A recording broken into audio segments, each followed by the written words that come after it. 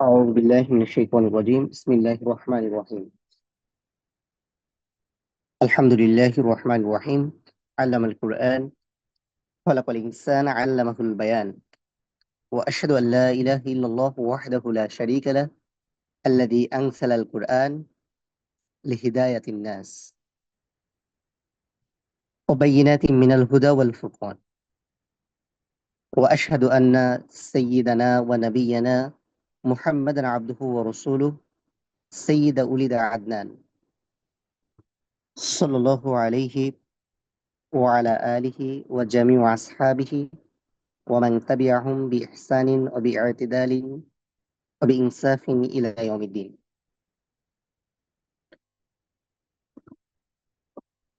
ইসলাম আল্লাহ সুবহানাহু ওয়া তাআলার মনোনীত একমাত্র জীবন ব্যবস্থা। আল্লাহ সুবহানাহু ওয়া তাআলা বলছেন ইন দীনা ইনদাল্লাহিল ইসলাম। এর বাইরে আল্লাহ সুবহানাহু ওয়া তাআলা বলছেন ওয়া মান ইয়াত্তাবিউ গায়রাল ইসলাম দীনান ফালাই ইউকবালা মিনহু। ইসলামের বাইরে কোনো মানুষ যদি অন্য কোনো মতবাদ, অন্য কোনো চিন্তা চেতনা লালন করে,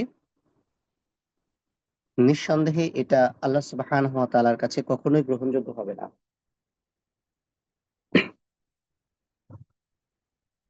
মানব জাতির পক্ষ থেকে আল্লাহ সুবহানাহু ওয়া তাআলা মানুষকে তার মৃত্যু পরবর্তী জীবনের মুক্তির একমাত্র পেগাম হিসেবে ইসলামকে এই পৃথিবীতে পাঠানোর পাশাপাশি আল্লাহ সুবহানাহু ওয়া তাআলা মহাগ্রন্থ আল কোরআনুল কারীমের মাধ্যমে আমাদের কাছে স্পষ্ট করেছেন এটি এমন এক জীবন বিধান যে জীবন বিধানের মধ্যে কোনো ধরনের কোনো অস্পষ্টতা নাই।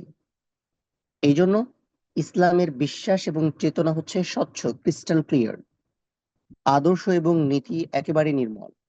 অর্থাৎ বিশ্বাসের জায়গায় কোনো ধরনের কোনো গোঁজামিল থাকার কোনো সুযোগ নাই। এজন্য একজন প্রকৃত মুসলিম সাধারণত তার বিশ্বাস নিয়ে কোনো ধরনের সন্দেহ সংশয় থাকার সুযোগ নাই। এখানে নেই কোনো লুকোচুরি, কার বিরুদ্ধে গেল, কার গায়ে লাগলো, কে কি বলল, কে কি মনে করলো, এইসব নিয়ে পরোয়া করার সুযোগ একজন মুসলমানের জীবনে কখনো নাই, কোনো অবস্থাতে নাই। কারণ প্রত্যেক মুমিন মুসলিমকে তার বিশ্বাসের প্রতি অবিচল থাকতে হয়, তার আদর্শে অটল থাকতে হয়। কালের কোনো ঝাপটা তাকে তার বিশ্বাস থেকে এক বিন্দু টলাতে পারবে না। এটার নাম হচ্ছে দৃঢ়তা, এটার নাম হচ্ছে ইস্তিকামাত। আর দিনের ব্যাপারে এই ধরনের দৃঢ়তা বা ইস্তিকাম না থাকলে কোনো মানুষকে প্রকৃত মুমিন বা মুসলমান চিন্তা করার সুযোগ নাই। বর্তমান প্রেক্ষাপটে সাম্রাজ্যবাদী মানুষেরা ইসলামের বিশ্বাস এবং চেতনা নিয়ে নানামুখী ষড়যন্ত্র অব্যাহত রেখেছে। কারণ কি? কারণ হলো মানুষদের ঈমানগুলোকে যদি দুর্বল না করা যায়, তাদের বিশ্বাসগুলোকে যদি ধ্বংস না করা যায়, তাইলে তাদের যেই তৈরি করা মানব রচিত বিভিন্ন বিধান, এগুলো মানব সমাজে বা মুসলমানদের উপরে চাপিয়ে দেওয়াটা অসম্ভব। ইতিমধ্যে আপনারা খেয়াল করেছেন যে ভারতে ওয়াকফ আইন এর মাধ্যমে বা মুসলিমদের সম্পদ যারা এটি রাষ্ট্রের কাছে ওয়াকফ করেছিল, উদ্দেশ্য হলো যে দিনী প্রতিষ্ঠানগুলো পরিচালিত হবে। এর আগেও আমি আপনাদেরকে বিভিন্ন সময় মতো বলেছি যে একটা সময়ে প্রত্যেকটা মসজিদ, মাদ্রাসা, দিনী প্রতিষ্ঠান এত বেশি রিচ ছিল যে তারা তাদের সম্পদ দিয়ে নিজেদের প্রয়োজন মেটানোর পাশাপাশি আরো অনেক বেশি জনকল্যাণমূলক কাজ করতে পারত। কারণ কি? তাদের কাছে এই ওয়াকফের প্রচুর সম্পদ ছিল। আস্তে আস্তে মানুষের সম্পদের প্রতি চিন্তা চেতনা বা সম্পদের প্রতি অ্যাট্রাকশন এগুলো গ্র্যাজুয়ালি বাড়তে থাকে। ফলে মানুষের কাছে ওয়াকফের ব্যাপারগুলো আস্তে আস্তে অনুপস্থিত হতে থাকে, মানুষ ওয়াকফ করা কমিয়ে দেয়। এখন আজকের এই ক্লাসে আমরা যারা আছি, আমরা যদি নিজেরা চিন্তা করি যে আমাদের যেই পর্যাপ্ত পরিমাণ সম্পদ আছে, এই সম্পদের কতটুকু অংশ আমরা ওয়াকফ করেছি, আমার মনে হয় হাতে গোনা দু একজন পাওয়া যেতে পারে যারা তাদের সম্পদকে, তারা তাদের মূল্যবান সম্পদকে দিনের জন্য এরকম ওয়াকফ করেছে। আপনারা অনেকেই হয়তো ডক্টর আব্দুল্লাহ জাহাঙ্গীর রহিমাহুল্লাহর নাম শুনেছেন। তো যাদের বাড়ি ঝিনেদাতে অথবা এর আশেপাশে, আপনারা জানেন যে স্যারের বাসাটা হলো আপনার ঝিনাইদহ শহরের যে মূল টার্মিনাল সেটার পাশে, এবং যার দুই পাশে প্রায় 40 স্কয়ার ফিট রাস্তা। জেলা শহরের জন্য এটা অনেক বেশি। এরকম জায়গার সবচেয়ে গুরুত্বপূর্ণ অংশটুকু স্যার এই আসসুন্নাহ ট্রাস্ট, ওনার যেটা প্রতিষ্ঠান, সেটার জন্য ওয়াকফ করে দেন। এবং নিজের যেই বাসা, সেই বাসাটাকে তিনি অনেক ভিতরে নিয়ে গেছেন। অথচ আমাদের নর্মাল চিন্তা থাকে যে রাস্তার পাশে বাসা করার জন্য। তো স্যারকে জিজ্ঞেস করা হলো, আপনি কেন এটা করলেন? বলেছে, আমরা সবসময় বলি যে ভালো জিনিস আল্লাহ রাহে খরচ করার জন্য। তো আমরা যদি আমাদের জীবনের সবচেয়ে প্রিয় এবং ভালো জিনিসটাই আল্লাহ রাস্তায় না দিতে পারি, তাহলে আমরা বললে মানুষ এটা কেন শুনবে? তো এই ওয়াকফ বিলের কথা কেন বললাম? ওয়াকফ বিল এটা মুসলমানদের জন্য আত্মঘাতী। কতটা আত্মঘাতী যে এটার যদি ইম্প্যাক্ট পড়া শুরু করে, তাইলে ভারতে এখন যে পরিমাণ প্রতিষ্ঠান আছে তার অর্ধেক উইথিন 1 ইয়ার, মানে 1 বছরের মধ্যে বন্ধ হয়ে যাবে। এর আরো অনেক ইম্প্যাক্ট আছে। কিন্তু একটা সম্প্রদায় যারা মুসলিম নাম ধারণ করে ভারতের রাষ্ট্রপ্রধানের কাছে এই ব্যাপারে বাহবা দিয়ে আসছে, কেন তারা এই কাজটা করতে পারছে, অথবা কেন তারা এই ধরনের উদ্যোগ নিল, এটার উদ্দেশ্য একটাই। এটার মানে মূল বিষয় হচ্ছে একটাই, যে তারা আসলে বহু আগেই ইমান এবং ইসলাম থেকে বের হয়ে গেছে। তারা নিজেদেরকে মুসলিম এবং মুমিন পরিচয় দিচ্ছে, কিন্তু বাস্তবতা হলো মূল ইসলামের সাথে তাদের কোনো সম্পৃক্ততা নাই। তো এরকম করে ইসলামের মধ্য থেকেও বহু মানুষ, বহু জাতি, বহু গোষ্ঠী ইমান এবং ইসলাম থেকে অনেক আগেই কি হয়ে গেছে, বের হয়ে গেছে। ফলে মূল ইসলামের সাথে তাদের সম্পৃক্ত না থাকার কারণে ইসলামের স্বার্থ সংশ্লিষ্ট বিষয়ে তাদের মানে কোনো ধরনের কোনো ভ্রুক্ষেপ লক্ষ্য করা যায় না। তো এই জন্য যে আল্লাহ প্রদত্ত ওই সেই বিশ্বাসকে অযৌক্তিক, অনৈতিক, অমানবিক, অসার, সেকেলে, সাম্প্রদায়িক, এই ধরনের বিভিন্ন বিষয় আখ্যা দেওয়ার প্রকাশ্য এবং অপ্রকাশ্য কার্যক্রম অব্যাহত আছে। এই ধরনের এক ধরনের পরিস্থিতিতে একজন সাধারণ মুসলিমের পক্ষে তার বিশ্বাসের ক্ষেত্রে স্বচ্ছ এবং আস্থাশীল থাকা বড় ধরনের চ্যালেঞ্জ। আমাদের দেশে বহু ধরনের রাজনীতিবিদকে আপনারা দেখবেন যে তারা সত্য মিথ্যা বুঝে না, তারা ভালো মন্দ বুঝে না। তাদের নেতা যেটা বলছে সেটাই তাদের জীবনের লক্ষ্য উদ্দেশ্য। আমার নেতা তমক নেতা, এই নেতা এই নেতা, আমার নেতার চরিত্র ফুলের মতো পবিত্র। তার সামনেই নেতা সকাল বিকাল বিভিন্ন ধরনের অন্যায় কাজের সাথে সম্পৃক্ত। কিন্তু সে কেন এই কাজ করতে পারছে? কারণ এইখানে তার স্বার্থ সংশ্লিষ্ট বিষয় আছে, সে অন্ধভক্ত। ইসলামের ক্ষেত্রে, বিশ্বাসের ক্ষেত্রে প্রত্যেক মুমিন মুসলমানের এই জায়গাগুলোতে স্বচ্ছ বিশ্বাস নিয়ে আসাটা অত্যন্ত গুরুত্বপূর্ণ। নিজেকে মুসলিম বলে দাবি করে এমন অনেক মুসলিম আজকাল জানে না যে কোন বিশ্বাসটা তার মুসলিম পরিচয়ের সাথে সাংঘর্ষিক। নিজেকে মুসলিম জাতিসত্তার একজন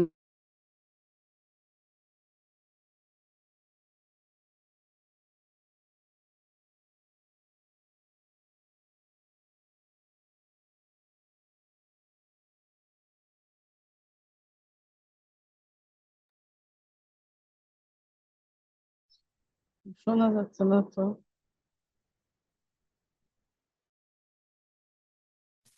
জি, শোনা যাচ্ছে না স্যার। আল্লাহ সুবহানাহু ওয়া তাআলা কুরআনুল কারীমের সূরা আয-যারিয়াতের মধ্যে বলছেন, ওয়া মা খালাকতুল জিন্না ওয়াল ইনসা ইল্লা লিয়াবুদুন। আমি জিন এবং মানুষকে শুধুমাত্র আমার ইবাদতের জন্যই সৃষ্টি করেছি। এই আয়াতের ব্যাখ্যায় রাইসুল মুফাসসিরিন হযরত আব্দুল্লাহ ইবনে আব্বাস রাদিয়াল্লাহু তাআলা আনহু বলেছেন, আমি এই জন্যই মানুষ এবং জিন সৃষ্টি করেছি যাতে তারা স্বেচ্ছায় কিংবা অনিচ্ছায় আমার দাসত্ব স্বীকার করে নেয়। অর্থাৎ আপনার ইচ্ছা হলেও দাসত্ব স্বীকার করতে হবে, ইচ্ছা না হলেও দাসত্ব স্বীকার করতে হবে। আপনাকে এই জন্যই তৈরি করা হয়েছে। যেমন কাউকে যখন আগের দিনে স্লেভারি বা দাস হিসেবে কিনে আনা হতো, সে মালিকের মনিবের ইচ্ছায় সব কাজ করতে বাধ্য হতো, এটা তার পছন্দ হোক অথবা না হোক।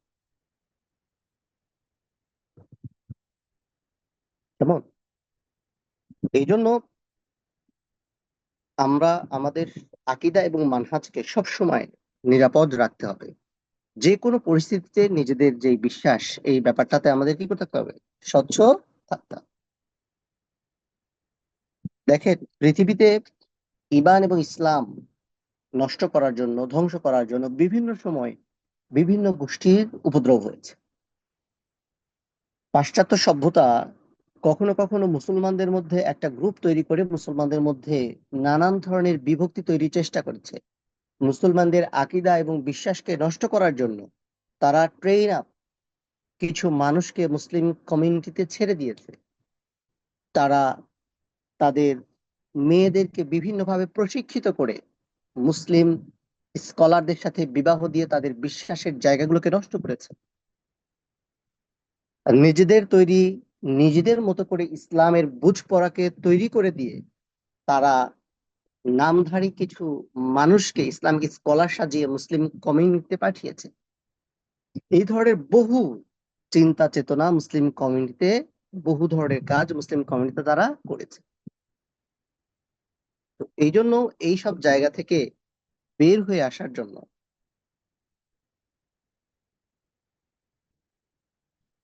মুসলিম কমিউনিটিতে বিশ্বাসের যেই স্বচ্ছতা জায়গা, সেই জায়গাগুলোতে নিয়ে অনেকেই কাজ করেছেন। তার মধ্যে আমরা আজকে যে বইটি থেকে আলোচনা করছি, এই বইটির লেখক হচ্ছে শাইখ মোহাম্মদ ইবনে আব্দুল আল ওয়াহাব। ওনার মূল বইয়ের নাম হচ্ছে নাওয়াকিদুল ইসলাম, অর্থাৎ ইসলাম এবং ঈমান বিনষ্টকারী বিষয়সমূহ। এই বই থেকেই মূলত আমরা মৌলিক কিছু বিষয় সংক্ষিপ্ত আকারে আলোচনা করার চেষ্টা করবো। আল্লাহ সুবহানাহু ওয়া তাআলা আমাদের সেই তৌফিক দান করে। ঈমান ভঙ্গের মৌলিক যেই কারণগুলো আছে, এই কারণগুলোর প্রথম কারণ হচ্ছে আল্লাহর সাথে শিরক করা। শিরক করার ক্ষেত্রে সবচেয়ে কঠিন ইস্যুস হলো যারা আল্লাহ সুবহানাহু ওয়া তাআলার ইবাদতের ক্ষেত্রে শিরক তথা অংশীদার করে। সূরা আন-নিসার ৪৮ নম্বর আয়াতে আল্লাহ সুবহানাহু ওয়া তাআলা বলছেন যে ইন্নাল্লাহা লা ইয়াগফিরু আন ইউশরাকা বিহি ওয়া ইয়াগফিরু মা দুনা যালিকা লিমান ইয়াশা। আল্লাহ সুবহানাহু ওয়া তাআলা তার সাথে অংশীদার সাব্যস্ত করার অপরাধ ক্ষমা করবেন না। এর বাইরে মানুষ যদি অন্য কোনো অপরাধে জড়িয়ে পড়ে, তাহলে আল্লাহ সুবহানাহু ওয়া তাআলা চাইলে সেটা কি করতে পারেন? ক্ষমা করতে পারেন। এরপরে সূরা মাইদার ৭২ নম্বর আয়াতে আল্লাহ সুবহানাহু ওয়া তাআলা বলছেন ইন্নাহু মান ইউশরিক বিল্লাহ ফাকাদ হারামাল্লাহু আলাইহিল জান্নাহ ওয়া মা'ওয়াহুন নার ওয়া মা লিয-যালিমিনা মিন আনসার। আল্লাহ ছাড়া অন্য কারো নামে মানুষ যদি একটা পশু কুরবানি করে, সেই পশু কোরবানি করা মানে পশু জবাই করা অথবা এই জবাইকৃত পশু খাওয়া তার জন্য কি হয়ে যায়? হারাম হয়ে যায়। আল্লাহ সুবহানাহু ওয়া তাআলা এখানে বলছেন যে ইন্নাহু মান ইউশরিকু বিল্লাহ ফাকাদ হারামাল্লাহু আলাইহিল জান্নাহ। কোন মানুষ যদি আল্লাহ সুবহানাহু ওয়া তাআলার সাথে অংশীদার করে,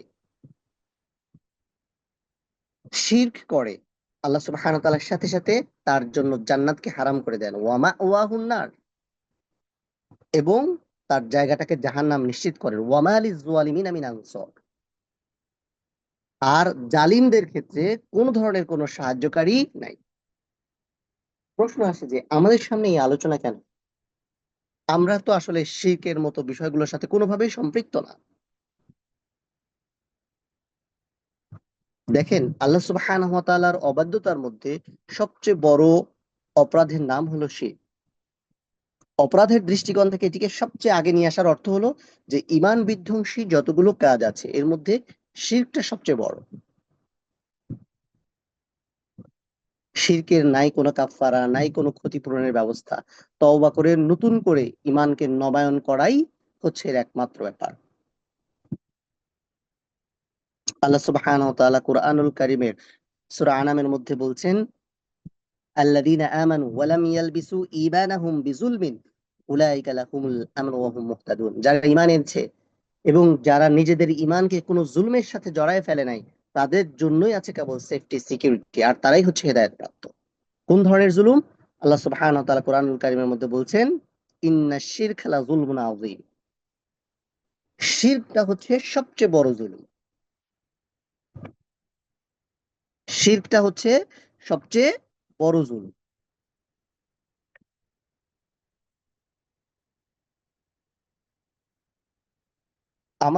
আমাদের জন্য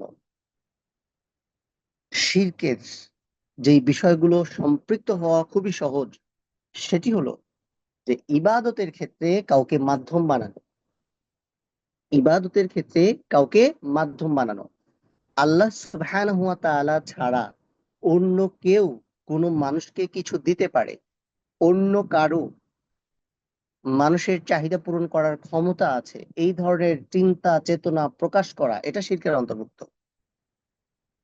আল্লাহ সুবহানাহু ওয়া তাআলা ছাড়া মানুষ যদি অন্য কাউকে অভিভাবক হিসেবে চিন্তা করে, মানুষ যদি অন্য কারো উপরে নির্ভর হয়ে যায় এবং সেটা যদি তার বিশ্বাসকে সম্পৃক্ত করে, তখন মূলত সে শিরকের সাথে নিজেকে জড়িয়ে ফেলে। ইভেন অনেক স্ত্রী আবেগে তার স্বামীকে নানান কিছু বলে বসে, যে, তুমি ছাড়া এই দুনিয়াতে আমার কেউ নাই। হ্যাঁ, এইটা যদি তার বিশ্বাসকে না টলায় তাইলে কোনো সমস্যা নাই, কিন্তু কথার ক্ষেত্রেও এই ধরনের বিষয়গুলোর সাথে আমাদের কি হওয়া উচিত? সম্পৃক্ত হওয়া উচিত। রাজনীতিবিদদের ক্ষেত্রেও তার অনুকরণকারীরা অনুসরণকারীরা এরকম অন্ধের মতো, আপনি আমার একমাত্র অভিভাবক, পিতার পরে যদি এই দুনিয়া আপনি কেউ থাকে তাহলে আপনিই একমাত্র অভিভাবক। এই ধরনের নানান ইস্যুস গুলো আমাদের সাথে সম্পৃক্ত। শিরক এত ভয়াবহ অপরাধ যে শিরকে লিপ্ত ব্যক্তির রক্ত এবং সম্পদ মুসলমানদের জন্য হালাল। ব্যাপারটা কি বুঝতে পেরেছেন? অর্থাৎ তাকে হত্যা করা অথবা তার সম্পদ নিয়ে নেওয়া, এটা মুসলমানদের জন্য জায়েজ। অন্যান্য দুনিয়াবী শাস্তির ব্যাপারগুলো তো ডিফারেন্ট। শিরকের ব্যাপারে আল্লাহ সুবহানাহু ওয়া তাআলার নির্দেশনা ঠিক এরকম। শিরক বেসিক্যালি দু প্রকার, এগুলো আমরা ইন ডিটেইল আলোচনা করেছি বিভিন্ন সময়। জাস্ট আজকে আমরা খুব সিম্পলি এগুলো একটু বলতে চেষ্টা করছি, যাতে করে আমাদের বোঝাটা সহজ হয়। আল্লাহ তাআলার সাথে সম্পৃক্ত শিরক গুলোকে দুভাগে ভাগ করা হয়। একটা হচ্ছে বড় ধরনের শিরক, আর একটা হচ্ছে ছোট ধরনের শিরক। বড় ধরনের শিরকে বলা হয় শিরকে আকবার, আর ছোট শিরকে বলা হয় শিরকে আসগার। যে কোনো ধরনের ইবাদত, এইটা যদি আল্লাহ ছাড়া অন্য কারো জন্য সাব্যস্ত করা হয়, আল্লাহ ছাড়া অন্য কাউকে খুশি করার উদ্দেশ্যে করা হয়, তখন সেটা শিরকের অন্তর্ভুক্ত।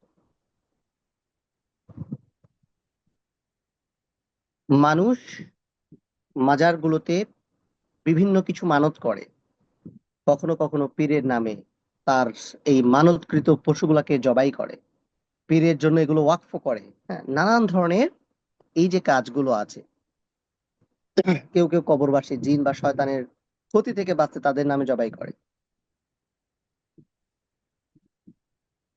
অনেকেই এই বিশ্বাস আছে যে পীর ফকির অথবা বিভিন্ন তন্ত্র মন্ত্র, বিভিন্ন সাধক যাদের মানুষের উপকার করার ক্ষমতা আছে, এই যে বিশ্বাস, আল্লাহ সুবহানাহু ওয়া তাআলা কুরআনুল কারীমের সূরা ইউনূসের 18 নম্বর আয়াতে বলছেন, ওয়া ইয়াবুদুনা মিন দুনিল্লাহ মা লাম ইয়াদুরহুম ওয়া লা ইয়ানফাউহুম ওয়া ইয়াকুলুনা হাউলাই শুফাআউনা ইনদাল্লাহ কুল আতুনাব্বিউনাল্লাহ বিমা লা ইয়ালামু ফিস সামাওয়াতি ওয়া লা ফিল আরদ সুবহানাহু ওয়া তাআলা আম্মা ইউশরিকুন।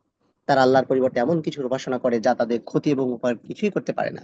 তারপরে এরা আল্লাহর নিকট আমাদের জন্য সুপারিশ করবে। হে নবী, আপনি তাদেরকে বলে দিন, তোমরা কি আল্লাহকে এমন কিছু জানাচ্ছ যা আসমান এবং জমিনের মাঝে তিনি জানেন না? নিঃসন্দেহে তিনি চিরপবিত্র এবং তাদের শিরক থেকে তিনি বহু ঊর্ধ্বে। সুতরাং অনেক সময় আমরা এই চিন্তা, এই বিশ্বাস লালন করি যে আমাদের দোয়ার ক্ষেত্রে অন্য কাউকে মাধ্যম বানানো, বিশেষ করে পীরতন্ত্রে বিশ্বাসী মানুষের এই ধরনের বিষয়গুলোতে ব্যাপক জটিলতা। তো বড় শিরক মূলত চার ধরনের হয়। একটা হচ্ছে দোয়ার ক্ষেত্রে, নিয়তের ক্ষেত্রে, আনুগত্যের ক্ষেত্রে এবং ভালোবাসার ক্ষেত্রে। দোয়ার ক্ষেত্রে কিভাবে হয়? যখন বান্দা বিশেষ করে আল্লাহ ব্যতীত অন্য কাউকে ইবাদত বা প্রার্থনার উদ্দেশ্যে ডাকে, তখন সেটাকে বড় শিরক বলে। এবং দোয়ার ক্ষেত্রে এই শিরকটা খুবই সমস্যা তৈরি করে। এই প্রকার শিরক সম্পর্কে আল্লাহ সুবহানাহু ওয়া তাআলা কোরআনুল কারীমের সূরা আনকাবুতের 65 নম্বর আয়াতের মধ্যে বলছেন, ফাইদা রাকিবু ফিল ফুলক দাউল্লাহু মুখলিসিনা লাহুদ্দিন ফালাম্মা নাজাহুম ইলাল বাররি ইযা হুম ইউশরিকুন। যখন তারা নৌযানে আরোহণ করে, তখন তারা আল্লাহকে ডাকে, দ্বীনকে তার জন্য একনিষ্ঠ করে। এরপর যখন তিনি তাদেরকে মুক্তি দেন, তাদেরকে স্থলে তুলে নিয়ে আসেন, তখন তারা আবার শিরকে লিপ্ত হয়। অর্থাৎ ডাকা বা আহ্বান করার ক্ষেত্রে এই শিরক তারা করে থাকে। অর্থাৎ বিপদ থেকে মুক্তি পাওয়ার পরপরই তারা আসলে অন্য কারো উপর নির্ভর হয়ে যায়। এরপরে যেই ব্যক্তি আল্লাহ ছাড়া অন্য কারো নিকট দোয়া করবে নিঃসন্দেহে সে মুশরিক হয়ে যাবে। ওমাই ইয়াদউ মা আল্লাহি ইলাহান আখর লা বুরহানা লাহু বিহি ফাইন্নামা হিসাবুহু ইনদা রাব্বিহি ইন্নাহু লা ইফলিহুল কাফিরুন। আল্লাহ সুবহানাহু ওয়া তাআলা কুরআনুল কারীমের সূরা মুমিনুনের 117 নম্বর আয়াতে বলছেন, যে ব্যক্তি আল্লাহর সাথে অন্য কোনো ইলাহকে ডাকে যার পক্ষে তার কাছে কোনো যুক্তি নাই, কোনো প্রমাণ নাই, তার হিসেব রয়েছে তার রবের সাথে। এই ধরনের কাফির কখনো সফল কাম হতে পারে না। এই জন্য ইবাদতের ক্ষেত্রে, দোয়ার ক্ষেত্রে এটা আমাদের সবসময় মনে রাখতে হবে যে এইটা যেন আল্লাহ সুবহানাহু ওয়া তাআলার সন্তুষ্টি ছাড়া, আল্লাহ সুবহানাহু ওয়া তাআলার কাছে ছাড়া অন্য কাউকে সন্তুষ্ট করার জন্য অন্য কারো কাছ থেকে কোনো ধরনের উপকার পাওয়ার নিয়তে না হয়। এটা সবসময় খেয়াল রাখতে হবে। এরপরে দ্বিতীয় যে প্রকার শিরক সেটি হচ্ছে নিয়তের শিরক। অর্থাৎ বান্দা যখন তার আমল দ্বারা মৌলিকভাবে আল্লাহ ছাড়া অন্য কারো নিয়ত করে তখন তাকে নিয়তের শিরক বলে। এই ধরনের শিরকের ব্যাপারে আল্লাহ সুবহানাহু ওয়া তাআলা কোরআনুল কারীমের, ও আচ্ছা, আগের রেফারেন্সটা সম্ভবত আমি ভুল বলেছি, না এটা হচ্ছে সূরা হুদের, সূরা হুদের 15 এবং 16 নম্বর আয়াতে আল্লাহ সুবহানাহু ওয়া তাআলা বলছেন যে মান কানা ইউরিদুল হায়াতাদ দুনিয়া ওয়া যিনাতাহা নুওয়াফি ইলাইহিম আমালাহুম ফিহা ওয়া হুম ফিহা লা ইউবখাসুন। যারা শুধুমাত্র এই দুনিয়ার জীবন এবং শোভা সৌন্দর্য কামনা করে তাদের কৃতকর্মের সমুদয় ফল আমি এখানেই দিয়ে থাকি। উলাইকা আল্লাযীনা লাইসা লাহুম ফিল আখিরাতি ইল্লান নার। আর পরলৌকিক জীবনে জাহান্নাম ছাড়া তাদের জন্য কোনো অংশ নাই। ওয়া হাবিতা মা সানাউ ফিহা ওয়া বাতিলুন মা কানু ইয়ামালুন। এই ধরনের লোকদের জন্য আখিরাতে আগুন ছাড়া তো কিছু নাই, এবং দুনিয়াতে যারা অর্জন করেছে সব বরবাদ হয়ে গেছে, এবং এখন তাদের সমস্ত কৃতকর্ম ব্যর্থতায় পর্যবসিত হবে। এই জন্য আমরা যখনই যে কোনো ধরনের ইবাদত করি না কেন, প্রত্যেকটা ইবাদতের নিয়ত যেরকম ফরজ, নিয়তের স্বচ্ছতা থাকাও এজন্য গুরুত্বপূর্ণ। অর্থাৎ ইবাদত গুলো শুধুমাত্র রব কেন্দ্রিক, আল্লাহ কেন্দ্রিক, তার সন্তুষ্টি কেন্দ্রিক হওয়ার বাইরে অন্য কোনো চিন্তা চেতনা যদি থাকে তখন নিঃসন্দেহে এটি শিরক হিসেবে গণ্য হবে। এই জন্য কেউ যদি কোনো খারাপ উদ্দেশ্যে, অর্থাৎ কেউ যে কারো প্রেক্ষাপটে গায়রুল্লাহ তার মনের মধ্যে কোনো জায়গা করে নেয় তখন এটা তার ইমানের জন্য অশনি সংকেত। গায়রুল্লাহ অর্থাৎ আল্লাহ ছাড়া অন্য কোনো কিছু।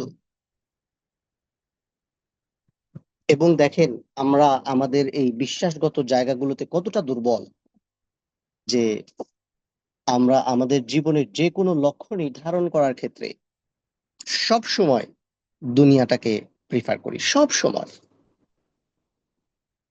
আমাদের লেখাপড়া, আমাদের কর্ম, আমাদের রাজনৈতিক জীবন, আমাদের সামাজিক জীবন, আমাদের প্রফেশনের জীবন, প্রত্যেকটা জীবনের প্রত্যেকটা লক্ষ্য অর্জন করার ক্ষেত্রে আপনি নিজের মনকে প্রশ্ন করেন, দেখেন কয়জন বলতে পারবেন, আমরা কয়জন বলতে পারবো যে আসলে আমি এই কাজটা করছি শুধুমাত্র আমার রবের সন্তুষ্টির জন্য, আমি চাকরি করছি আমার রবের সন্তুষ্টির জন্য, আমি আমার সন্তানকে লেখাপড়া করাচ্ছি আমার রবের সন্তুষ্টির জন্য, আমি দেশের বাইরে চলে এসেছি আমার রবের সন্তুষ্টির জন্য, আমি রাজনৈতিক কর্মকাণ্ড পরিচালনা করছি আমার রবের সন্তুষ্টির জন্য। এই জন্য অনুগ্রহপূর্বক আমাদের এই চিন্তা চেতনায় বড় ধরনের পরিবর্তন আনতে হবে। কারণ তৃতীয় যে প্রকার শিরক আছে সেটা হচ্ছে আনুগত্যের শিরক। আল্লাহ ব্যতীত অন্য কাউকে শরিয়ত এবং বিধান প্রণেতা মনে করলে বা অন্য কাউকে এই ক্ষেত্রে তার সমতুল্য মনে করলে এটাকে বলা হয় শিরকুত তাআত, আনুগত্যের শিরক। কারণ আল্লাহ সুবহানাহু ওয়া তাআলা বলছেন যে ইনিল হুকমু ইল্লাল্লাহ, আল্লাহ ছাড়া অন্য কারো বিধান দেওয়ার কোনো ক্ষমতা নাই।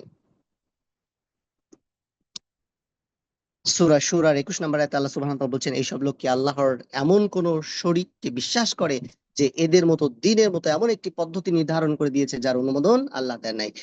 যে কথাটা বলছিলাম, এই যে বাহেলি সম্প্রদায় ভারতের বা বিভিন্ন জায়গার পৃথিবীতে বিভিন্ন ধরনের এরকম সম্প্রদায় আছে, দ্বীনে ইলাহির নাম আমরা শুনেছি।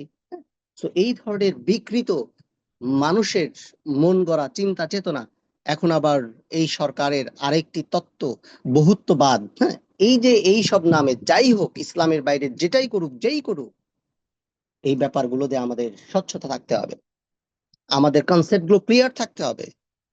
এই সরকারকে আমরা ইসলাম মানে মুসলিম কমিউনিটি অনেকেই বিভিন্ন কারণে পছন্দ করি, কিন্তু এর অর্থ এই নয় শরিয়া বিরোধী ইসলাম বিদ্বেষী কোনো কাজগুলোকে আমরা টলারেট করব। নারী অধিকারের নামে ইতিমধ্যেই তারা যেই সংশোধন প্রক্রিয়া এনেছে এগুলো ইসলামের সাথে সাংঘর্ষিক। এইগুলো যদি দেশের রাষ্ট্রীয় ব্যবস্থার মাধ্যমে স্বীকৃতি পায়, তাহলে সরাসরি আল্লাহর আইনের সাথে এগুলো যুদ্ধ করা সমতুল্য হবে। কোনো মুসলমানের গায়ে রক্ত থাকা অবস্থায় এই কাজগুলো করতে দেওয়া যাবে না। এটাই ইমান, এটাই ইসলাম। এগুলো যদি বরদাস্ত করে, এগুলো যদি সয়ে যাওয়ার ক্ষমতা আমরা অ্যাচিভ করি, তাহলে মনে রাখতে হবে যে আমাদের ইমান ইসলাম অনেক আগেই কি হয়ে গেছে, ধ্বংস হয়ে গেছে। আল্লাহ সুবহানাহু ওয়া তাআলা যেটাকে হারাম করেছেন তারা সেটাকে হালাল করতে চায়।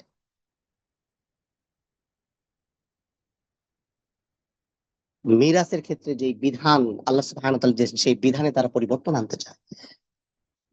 পৃথিবীর অন্যতম বৃহৎ মুসলিম রাষ্ট্রের রাষ্ট্রীয় জায়গাগুলোতে সবাই অলমোস্ট 98% রাষ্ট্র পরিচালনার ক্ষেত্রে মুসলিমরা থাকার পরেও এই ধরনের কাজগুলো কিভাবে হয়, এর পেছনে কারণ কি? কারণ হলো এই সব মানুষদের ইসলাম সম্পর্কে মিনিমাম কনসেপ্ট নাই, অথচ প্রত্যেকেই মুসলিম পরিবারে জন্মগ্রহণ করে ইসলামী লেবাস, ইসলামী নাম, ইসলাম ধর্মের অনুকরণ এবং অনুসরণকারী হচ্ছে। আমরা অলমোস্ট একই ধরনের মুসলমান, আমরা অলমোস্ট একই ধরনের।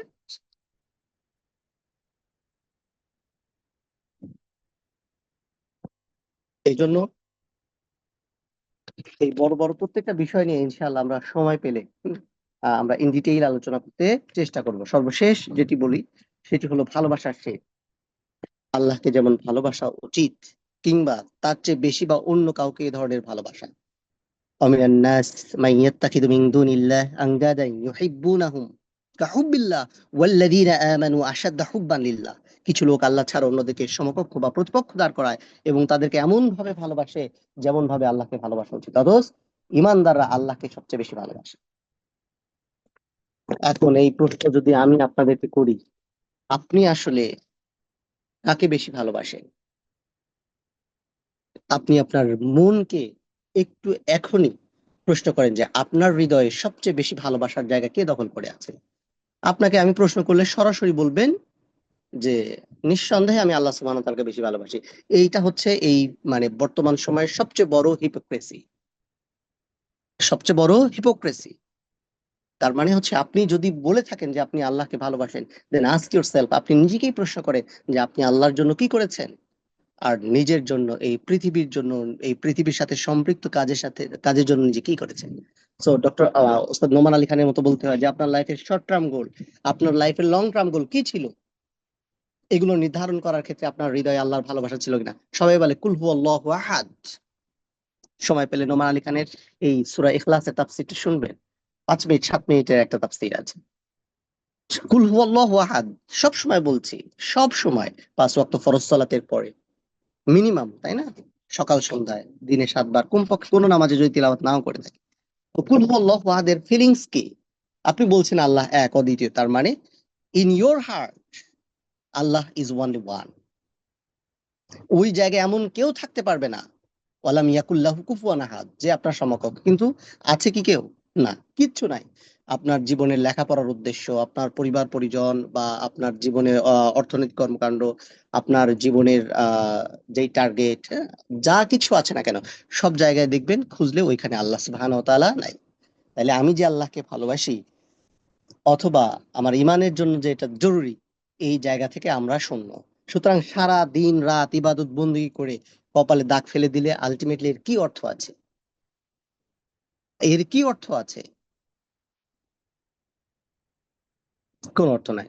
মানুষজন ইসলামিক স্কলার হয়, সো তার এই জায়গায় আসার পেছনে যদি নিয়তের পরিশুদ্ধতা না থাকে, সে যদি চিন্তা করে যে I will earn the money from there, এটাই তো ওয়ালা তাশতারু বিআয়াতিহি সামানান কলিলা, তুমি অল্প কিছুর বিনিময়ে তোমার আল্লাহর দ্বীনকে বেচে দিলা।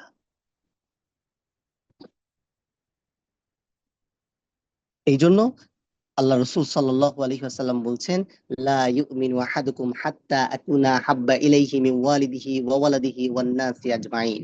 তোমরা ততক্ষণ পর্যন্ত ঈমানদার হইতে পারবা না যতক্ষণ না দুনিয়ার সবকিছু চেয়ে আমি আল্লাহ নবী মুহাম্মদ রাসূলুল্লাহ সাল্লাল্লাহু আলাইহি ওয়াসাল্লামকে বেশি ভালোবাসি। তাহলে আল্লাহ এবং তার রসুলের বাইরে যদি অন্য কোনো কিছুর ভালোবাসা আমার আপনার হৃদয়ে থাকে, ওই হৃদয়ে তো আসলে ইমান নাই, ওই হৃদয়ে তো ইসলাম নাই। কারণ ওই হৃদয়ে হয় অর্থ সম্পদ দখল করেছে, নাইলে সম্পদ দখল করেছে, নাইলে বাড়ির জায়গা জমি দখল করেছে, নাইলে আপনার কোনো শখ দখল করেছে, নাইলে আপনার প্রফেশন দখল করেছে, কিছু একটা দখল করছে, নাইলে রাজনীতি দখল করছে। ওইখানে তো আসলে আল্লাহ এবং তার রসুলের জন্য ভালোবাসা নাই। আর যেই হৃদয়ে আল্লাহ এবং তার রসুলের জন্য ভালোবাসা নাই, সেই হৃদয় ইমান নাই। আর এই হৃদয় নিয়ে সারা দিন রাত নামাজ রোজা হজ জাকাত যাই করি না কেন, এগুলোর ফলাফল আলটিমেট জিরো। এইভাবে চিন্তা করলে দেখবেন যে পৃথিবীর মানুষের মুমিন হিসেবে যারা আমরা নিজেদের চিন্তা করি তারা অন্তঃসারশূন্য। বিশ্বাস হয় না আপনার? না? তাহলে চিন্তা করেন না, বাংলাদেশের মতো দেশে এই ধরনের আইন এই ধরনের সংস্কার কি করে হচ্ছে? এরা তো সবাই মুসলিম, যারা এর সাথে সম্পৃক্ত আছে এই নারী কমিশনে, একজন ছাড়া বাকি সব মুসলিম। তাহলে ওদেরকে আমরা কত খারাপ মনে করি এটা জানার পরে আমরা কত খারাপ সেইবার আপনি চিন্তা করেন যে আমার জীবনের কোনো লক্ষ্য উদ্দেশ্যের সাথে আল্লাহ সুবহানাহু ওয়া তাআলার সন্তুষ্টি সম্পৃক্ত না। তাহলে ইমানহীন জীবন, তাহলে what we can do now, আমরা কি করতে পারি? ডিরেক্ট যদি মনে করি যে আমার আসলে ইমান নাই, তাহলে এই জায়গায় নতুন করে তওবা করে ইস্তেগফার করে এই জায়গা থেকে বের হয়ে এসে কালিমা পড়ে মুসলমান হয়ে এরপরে আবার সব শুরু করতে হবে। এটাই মূল ফায়সালা। এর বাইরে অন্য কিছু যে যা ঘোরায় পেঁচায় বলুক, সেইটা দিয়ে কাল দুনিয়াতে হয়তো মেন্টালি স্যাটিসফাইড হওয়া যাবে, কিন্তু কাল কিয়ামতের ময়দানে এটার জন্য ধরা খেয়ে বসে থাকতে হবে। এই জন্য ভালোবাসার ক্ষেত্র, ভালোবাসার জায়গা, হ্যাঁ, আপনি বিবাহ করবেন, আপনার চিন্তা কি? ক্যারিয়ার। আপনার চিন্তা টাকা পয়সা। আপনি সামওয়ান, ছেলের জন্য মেয়ে খুঁজছেন, সবাই বলে দিনদার মেয়ে লাগবে, কিন্তু যারাই বলে যে দিনদার মেয়ে লাগবে, কিন্তু একটু ডিটেইলে গেলে বলে এটা না হলে হয় না উস্তাদ, এটা না হলে কি হবে, কিভাবে যাবে, ইত্যাদি ইত্যাদি। বাস্তবতা কোথায়? আমরা মানে একটা লৌকিকতাকে নিয়ে বড় হয়ে উঠছি, এবং সেই লৌকিকতা নিয়েই আমরা আমাদের পথ চলছি। What will happen with us? কি করে আমাদের দোয়া কবুল হবে? কি করে আমাদের কথা আমাদের রব শুনবে? হাও, এটা কিভাবে সম্ভব? আপনার তো ইমানই নাই, আমার আপনার ইমান নাই। এজন্য সারা বিশ্বের মানুষ সারা দিন রাত কান্নাকাটি করলেও আলটিমেটলি এটা আল্লাহ সুবহানাহু কাছে পৌঁছাচ্ছে না। এটাই বাস্তবতা। এবং এই বাস্তবতা থেকে আমরা যতদিন না বের হয়ে আসতে পারবো, ততদিন এইভাবে নির্যাতিত নিপীড়িত হয়েই থাকতে হবে। দাজ্জালের সমস্ত অ্যারেঞ্জমেন্ট কমপ্লিট। আমরা তো মনে করি নর্মালি যে বিশাল এক ভয়ঙ্কর দেহে দাজ্জাল এই পৃথিবীতে আসবে, অথচ দাজ্জালের সমস্ত কিছুতে আমরা আবদ্ধ হয়ে গেছি। এই যে আমাদের হৃদয়ে আল্লাহর ভালোবাসা নাই, এর চেয়ে বড় দাজ্জাল আর কি হইতে পারে? এর চেয়ে বড় দাজ্জাল আর কি হইতে পারে? আমি যদি চিন্তা করি যে দাজ্জাল ভয়ঙ্কর রূপে কোন একটা প্রাণী আমাদের কাছে আসবে এবং তার সাথে আমরা ফাইট করব, তো এই জিনিস এই থিম এভাবে ভুলে যান, এভাবে ভুলে যাইতে হবে। এই ধরনের কোনো অলীক কল্পনা পৃথিবীতে কখনোই ঘটবে না। পৃথিবীতে এমন কোনো কিছুই হবে না যেটা অবাস্তব। হু উইল বি ইমাম মাহদী, এভাবেই প্রকাশিত হবে। এমন না আসমান থেকে এভাবে ডিরেক্ট নেমে এসে ঘোষণা দিয়ে সবাই তার নেতৃত্বে একসাথে জড়ো হয়ে যাবে, তাহলে তো সবাই ওনার পিছনে দৌড়াইতো।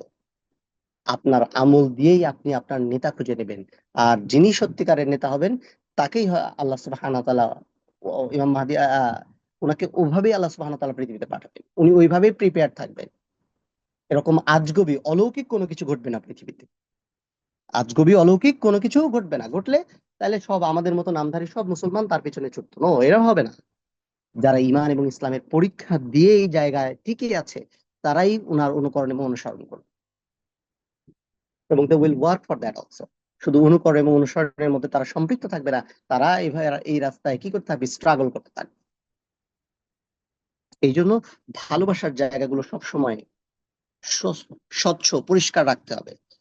একটা মনের মধ্যে বুঝ রাখতে হবে যে আমি আল্লাহ ছাড়া অন্য কোনো কিছুকে ভালোবাসি না।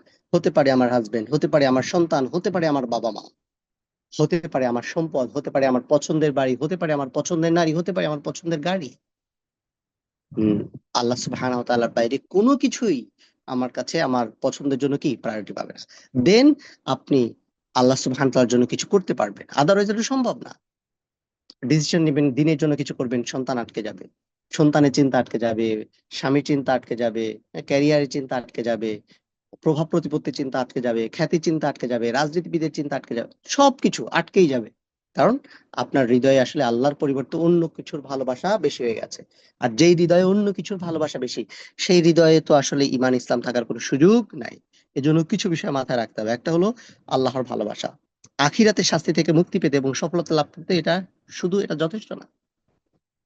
কারণ মুশরিক, ক্রুশ পূজারী, ইয়াহুদি, অন্য ধর্মের অনুসারীরাও আল্লাহকে ভালোবাসে। তাহলে কি করতে হবে? আল্লাহকে দুনিয়ার সবকিছুর ঊর্ধ্বে ভালোবাসতে হবে। দ্বিতীয় ইস্যু হলো যে আল্লাহ যা ভালোবাসেন সেটা ভালোবাসতে হবে। এটা মূলত মানুষকে ইসলামে প্রবেশ করায় এবং কুফর থেকে বের করে। হুম একটা হচ্ছে আল্লাহর ভালোবাসা, আর একটা হলো আল্লাহ যা ভালোবাসেন সেটা ভালোবাসা। আল্লাহ ভালোবেসে আমাদের জন্য কোরআন দিয়েছেন। এই কোরআনের সাথে আমি অন্য কিছু বাদ, আমি যেহেতু কোরআন নিয়ে কাজ করি, দেখেন আমরা কোরআন শুদ্ধ করে পড়তে পারছি না। এই আক্ষেপ, এই কষ্ট কোথায় রাখি, কোথায় রাখি? তাহলে অন্য আলোচনা আমাদের জন্য অপ্রাসঙ্গিক। কোরআন পড়তে পারছে না মানে নামাজ হচ্ছে না, এটাই সত্য। অনেকেই বলে, স্যার তাহলে কি আমাদের বাপ দাদা যারা এইভাবে অশুদ্ধ নামাজ পড়ে গেছে নামাজ হয় নাই, এদের ফয়সালা করার মালিক কি আমি, আপনি বা অন্য কেউ? কিন্তু বাস্তবতা হলো যারা কোরআনের অর্থ বিকৃত করে কোরআন পড়ছে তাদের কোরআন তেলাওয়াত হয় নাই। কোরআন তেলাওয়াত হয় নাই মানে তাদের নামাজও হয় নাই। ফয়সালা কি হবে সেটা আল্লাহ সুবহানাহু ওয়া তাআলা নির্ধারিত। কারণ যেই তেলাওয়াতে লাহনের জলি থাকে, বড় ধরনের মিস্টেক থাকে, যেখানে অর্থ পরিবর্তন হয়ে যায়, সেই তেলাওয়াত দিয়ে নামাজ পড়লে সেই নামাজ শুদ্ধ হওয়ার কোনো ধরনের সন্দেহ সংশয় নাই। কোনো আলেম এই ব্যাপারে দ্বিমত পোষণ করতে পারবে না। সুতরাং এইটার জন্য কি পরিমাণ পেরেশানি হওয়া উচিত আপনি আমি চিন্তা করেন, কিন্তু মানুষকে এই কাজে খুঁজে পাওয়া মুশকিল। 3 নাম্বার হচ্ছে আল্লাহর জন্য ভালোবাসা। 3 নাম্বার হলো আল্লাহর জন্য ভালোবাসা। জীবনে যাই করেন, টেক ডিসিশন যে আল্লাহর জন্য করবেন, আর কাউকে ঘৃণা করলেও আল্লাহর জন্য করবেন। আল হুব্বু ফিল্লাহ ওয়াল বুগদু ফিল্লাহ। নাম্বার 4, আল্লাহর সাথে ভালোবাসা। এই ভালোবাসা থেকে নিজেদেরকে দূরে রাখতে হবে। আল্লাহর সাথে যেই ভালোবাসা, অর্থাৎ আল্লাহর সাথে অন্য কাউকে ভালোবাসা যাবে না, এটা শিরকি ভালোবাসা। যারা আল্লাহর জন্য নয় বরং আল্লাহর সাথে অন্য কাউকে ভালোবাসে, সে মূলত আল্লাহর সাথে অন্য কাউকে সমকক্ষ সাব্যস্ত করে। এটা হচ্ছে মুশরিকদের ভালোবাসা। তাহলে এই 4 ধরনের ভালোবাসার ব্যাপারগুলোর আমাদের সুস্পষ্ট ধারণা থাকতে হবে। আর ছোট ছোট শিরকের কথা আর নাই বলি, সেগুলো নিয়ে কথা বললে আজকে আমাদের আর আলোচনার অন্যদিকে যাওয়ার সুযোগ হবে না। দ্বিতীয় যে বিষয়টা আমরা আলোচনা করব, যে ইমান বিধ্বংসী হওয়ার, ইমান ধ্বংস হয়ে যাওয়ার, ইমান ভেঙে যাওয়ার দ্বিতীয় যে কারণ হচ্ছে আল্লাহ এবং তার মধ্যে কোনো কিছুর মাধ্যম সাব্যস্ত। কেউ যদি আল্লাহ এবং তার মধ্যে এমন কিছু মাধ্যম সাব্যস্ত করে যাদেরকে সে ডাকে, যাদের কাছে সুপারিশ প্রার্থনা করে এবং যাদের উপরে ভরসা করে, তবে তার এই কাজটি সর্বসম্মতি কুফরি।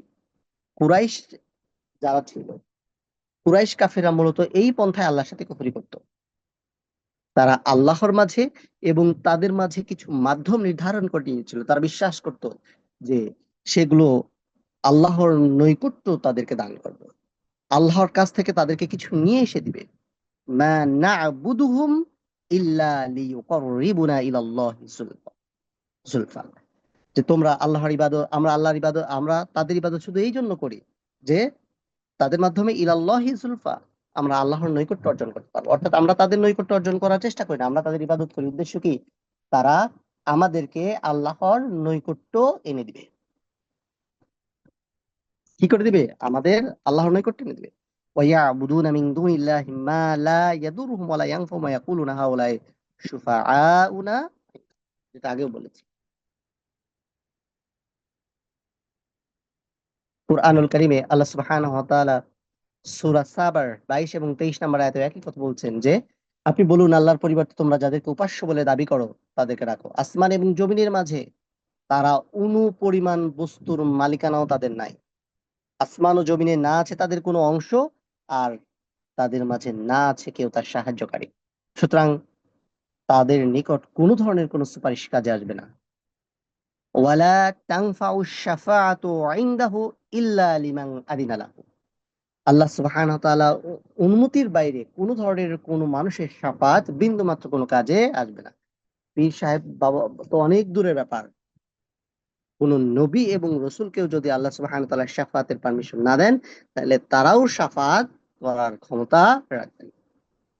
এই ব্যাপারে আমাদের স্বচ্ছতা, এই ব্যাপারে আমাদের বিশ্বাসের যে ইস্যুস গুলো, এগুলোতে পরিষ্কার ধারণা থাকতে হবে। অনেক সময় মানুষের নানান চিন্তা, এই যে বহুত্ববাদ, এটা আসলে আমাদের সামনে কি উপস্থাপন করে। সুতরাং রাজি খুশি ঠিক আছে সরকারের প্রতি, কিন্তু এই ধরনের বিশ্বাস, এই ধরনের কাজকে সমর্থন করে এরকম ইমান হারা হওয়া যাবে না। এইভাবে ইমান হারা হওয়ার কোনো সুযোগ, মানুষ ইসলাম ছাড়া আর যত মতবাদ আছে, সেটা মানব রচিত হোক, সেটা পরিমার্জিত হোক, সংশোধিত হোক, পরিশোধিত হোক, যাই হোক না কেন, ওমাই ইয়াত্তাবিউ গায়রাল ইসলাম দীনান ফালা ইউকবালা মিনহু, সব রিজেক্টেড। আল্লাহ সুবহানাহু ওয়া তাআলার কাছে কোনো কিছুই কি করা হবে না, গ্রহণ করা হবে না।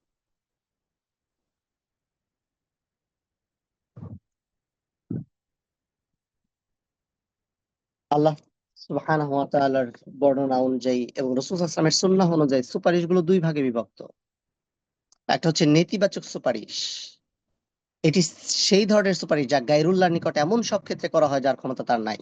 আল্লাহ তাআলা এই সুপারিশকে নাকচ এবং বাতিল করে দিয়েছেন। আর দুই নাম্বার হচ্ছে ইতিবাচক সুপারিশ।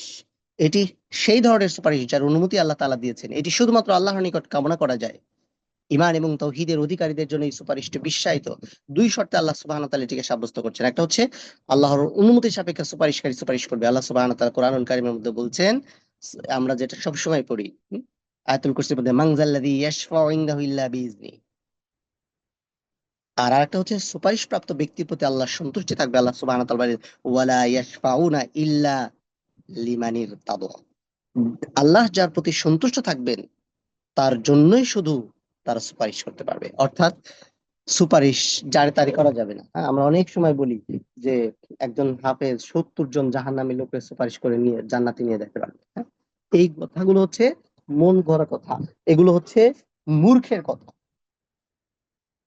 যাদের ইসলামের বেসিক কনসেপ্ট ক্লিয়ার নাই, এই ধরনের আলেম ওলামা অথবা এই ধরনের মানুষের কোনো ধরনের কোনো কথা শোনাটাও এক ধরনের অন্যায়। এই জন্য আমি এটাও সবসময় বলি যে দিনই আলোচনা যেখানেই করে, অন্তত তার ব্যাপারে একটা পরিষ্কার স্বচ্ছ ধারণা থেকেই করতে চেষ্টা করবে। আদারওয়াইজ এটা খুব কঠিন। এই জন্য আল্লাহ সুবহানাহু ওয়া তাআলার কাছে কোনো কিছু চাওয়ার ক্ষেত্রে আমরা যেন কোনো মাধ্যম, কোনো কিছু চিন্তা না করি। ৩ নাম্বার যে ইস্যুটা হলো সেটা হলো যে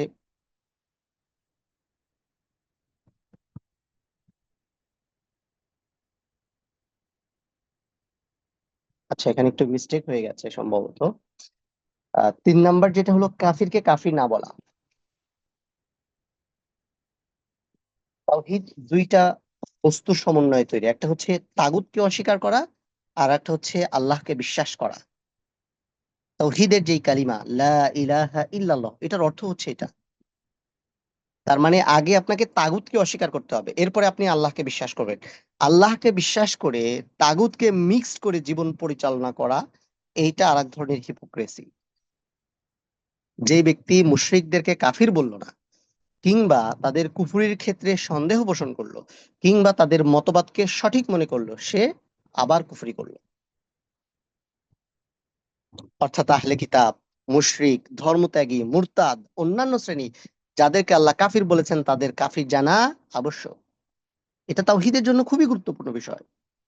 এই জন্য আগে বলা হচ্ছে লা ইলাহা, তার মানে হচ্ছে আপনার আল্লাহ ছাড়া যাবতীয় অস্তিত্বকে আগে অস্বীকার করতে হবে। মানব রচিত যত মত পথ আছে, এগুলোকে আগে ডিনাই করে তারপরে আল্লাহ সুবহানাহু ওয়া তাআলার একত্ববাদকে স্বীকার করতে হবে। আমরা উদাহরণ দিতে গিয়ে সবসময় বলি যে আপনার এক গ্লাস পানি, হুম, এই গ্লাসের মধ্যে যদি অনেক কিছু থাকে, এরপরে যদি আপনি পানি দেন, তাহলে এই পানিটা কি আপনি আর খাবেন বলেন? সেখানে কিছু ময়লা আছে, কিছু পোকামাকড় পড়ে আছে, এরপরে আপনি সুন্দর পরিষ্কার স্বচ্ছ পানি দিলেন। এরপরে কি আপনি এই পানিটা আর কখনো খাবেন? না, আমার মনে হয় না এই পানি কেউ খাবেন। বরং গ্লাস যদি পরিষ্কার স্বচ্ছ সুন্দর থাকে, এরপরে সেখানে পানি যদি একটু কম হয়, আপনি একটু কম খান, কোনো সমস্যা নাই, কিন্তু সেই পানি আপনি খেতে পারবেন না, খাওয়ার আগ্রহ তৈরি হবে, যদিও আপনার তৃষ্ণাকে সে পরিপূর্ণভাবে নিবৃত নাও করে। কিন্তু এই পানি খাওয়ার ব্যাপারে আপনার আগ্রহ তৈরি হবে, কারণ এটা স্বচ্ছ পরিষ্কার। তাওহীদের ক্ষেত্রে ব্যাপারগুলো এরকম, যে এটা স্বচ্ছ পরিষ্কার থাকতে হবে। কোনো ধরনের কোনো ভেজাল থাকলে আলটিমেটলি এইটা আর আল্লাহ সুবহানাহু ওয়া তাআলার কাছে কি হবে না, অ্যাকসেপ্টেড হবে না। এই জন্য কাফিরকে কাফির মনে করতে হবে, মুশরিককে মুশরিক মনে করতে হবে, এবং এই ধরনের মানুষের সাথে চলাফেরার ক্ষেত্রে, বিশেষ করে যারা দেশের বাইরে থাকেন, মিক্সড আপের ক্ষেত্রে, সম্পর্ক তৈরি করার ক্ষেত্রে খেয়াল রাখেন। দেখেন, যেই লোকটা, যেই মানুষটা আপনার বাবা মাকে তুলে বকা দেয়, আপনার বাবা মাকে গালি দেয়, সেই মানুষের সাথে কি আপনি অট্ট হাসি হাসতে পারবেন? সেই মানুষের সাথে কি আপনি এক টেবিলে খাইতে পারবেন? আমরা কত হতভাগা মুসলমান, একজন মুশরিকের সাথে আমরা হাসাহাসি করি, আমরা গল্প করি, আমরা তাদের সাথে ঘুরতে যাই, আমরা তাদের সঙ্গ অনুভব করি। আমরা কি করে বিশ্বাস করি আমাদের হৃদয়ে ঈমান আছে? আমরা কি করে বিশ্বাস করি আমাদের হৃদয়ে ইসলাম আছে? আপনার যত পীড়িতের কলিগ হোক, কিন্তু আপনার এই বিশ্বাস থাকতে হবে, এই লোক আমার রবের সাথে শিরক করে, সে আমার জনম জন্মের শত্রু, সুতরাং আমার সাথে তার কোনো রাইটস থাকলে সেটা আমি আদায় করতে পারি, আমি তার সাথে ভালো ব্যবহার করতে পারি। এইটা কেন? কারণ আমার ইসলাম আমাকে এটা শিখিয়েছে, আমার দিন আমাকে এটা শিখিয়েছে, আমার রব এটাকে অ্যালাউ করেছে। দ্যাটস ওয়াই একই টেবিলে খাওয়া, তাদের সাথে উঠা বসা করা, তাদের সাথে হাসি ঠাট্টা করা, হাও এটা কিভাবে সম্ভব একজন মানুষের জন্য, একজন মুমিনের জন্য যার হৃদয় ঈমান তরতাজা। সো দেশের মধ্যেও এই ধরনের অনেক কাজ হয়, দেশের বাইরে তো সবাই মোটামুটি এই ধরনের বিষয়গুলোর সাথে সম্পৃক্ত, কিন্তু আপনি ফিল করছেন না এই লোক আপনার রবের সাথে শিরক করে, এই লোক আপনার রবকে অস্বীকার করে। আপনি তার সাথে মিশেন, আপনি তার সাথে আন্তরিক হন, আপনি তার সাথে সময় কাটাতে পছন্দ করেন, ভালোবাসেন। আমাদের ছেলে মেয়েরা তো আজকাল তাদের বিবাহ মতো বিষয়গুলোতে তাদেরকে সম্পৃক্ত করে ফেলছে, আর আমাদের কাজ হচ্ছে বিষয়টা জায়েজ আছে কিনা। এই জায়গাগুলো থেকে আমাদের কি হতে হবে, বেরোয় আসতে হবে। এইগুলো যদি মনে না করেন, হ্যাঁ, যে এই কাফিরদেরকে যদি কাফির না মনে করে তাদের সাথে মিশেন, মুশরিকদেরকে যদি মুশরিক না করে যদি মিশেন, তার এই হিন্দুদেরকে যদি আপনি মুশরিক চিন্তা না করে তাদের সাথে মেশেন, তাহলে মনে করবেন আপনার ইমান আগে চলে গেছে, আগে ইমান নবায়ন করে এরপরে জোহরের নামাজ আসরের নামাজে বলবেন, আদারওয়াইজ ওই জোহরের নামাজ আসরের নামাজ কোনো কাজে আসবে না। আমি হয়তো কথাগুলো আরো অনেক সহজ সুন্দর করে বলতে পারতাম, আমাকে অনেকেই অনেক সময় বলেন আর এত শক্ত করে বললে কিভাবে হবে। ইমান আর ইসলাম যদি ঠিক না থাকে, ইবাদত আপনি কম করেন, সমস্যা নাই, নফল ইবাদত না করলে কি যায় আসে, আমি তো সবসময় বলি নফল ইবাদত কম করে, নফল ইবাদত নিয়ে এত কিছু নাই। যদি আপনার ওই পানির গ্লাসটা স্বচ্ছ সুন্দর পরিষ্কার থাকে, তাহলে অল্প পানি যেরকম আপনি খাইতে পারবেন, ঠিক এরকম আপনার ইমান এবং ইসলাম যদি পরিষ্কার হয়, সুন্দর হয়, স্বচ্ছ হয়, তাহলে খুব অল্প আমল দিয়ে জান্নাতে রিল্যাক্সে বসে থাকতে পারবেন, কোনো টেনশন ছাড়া।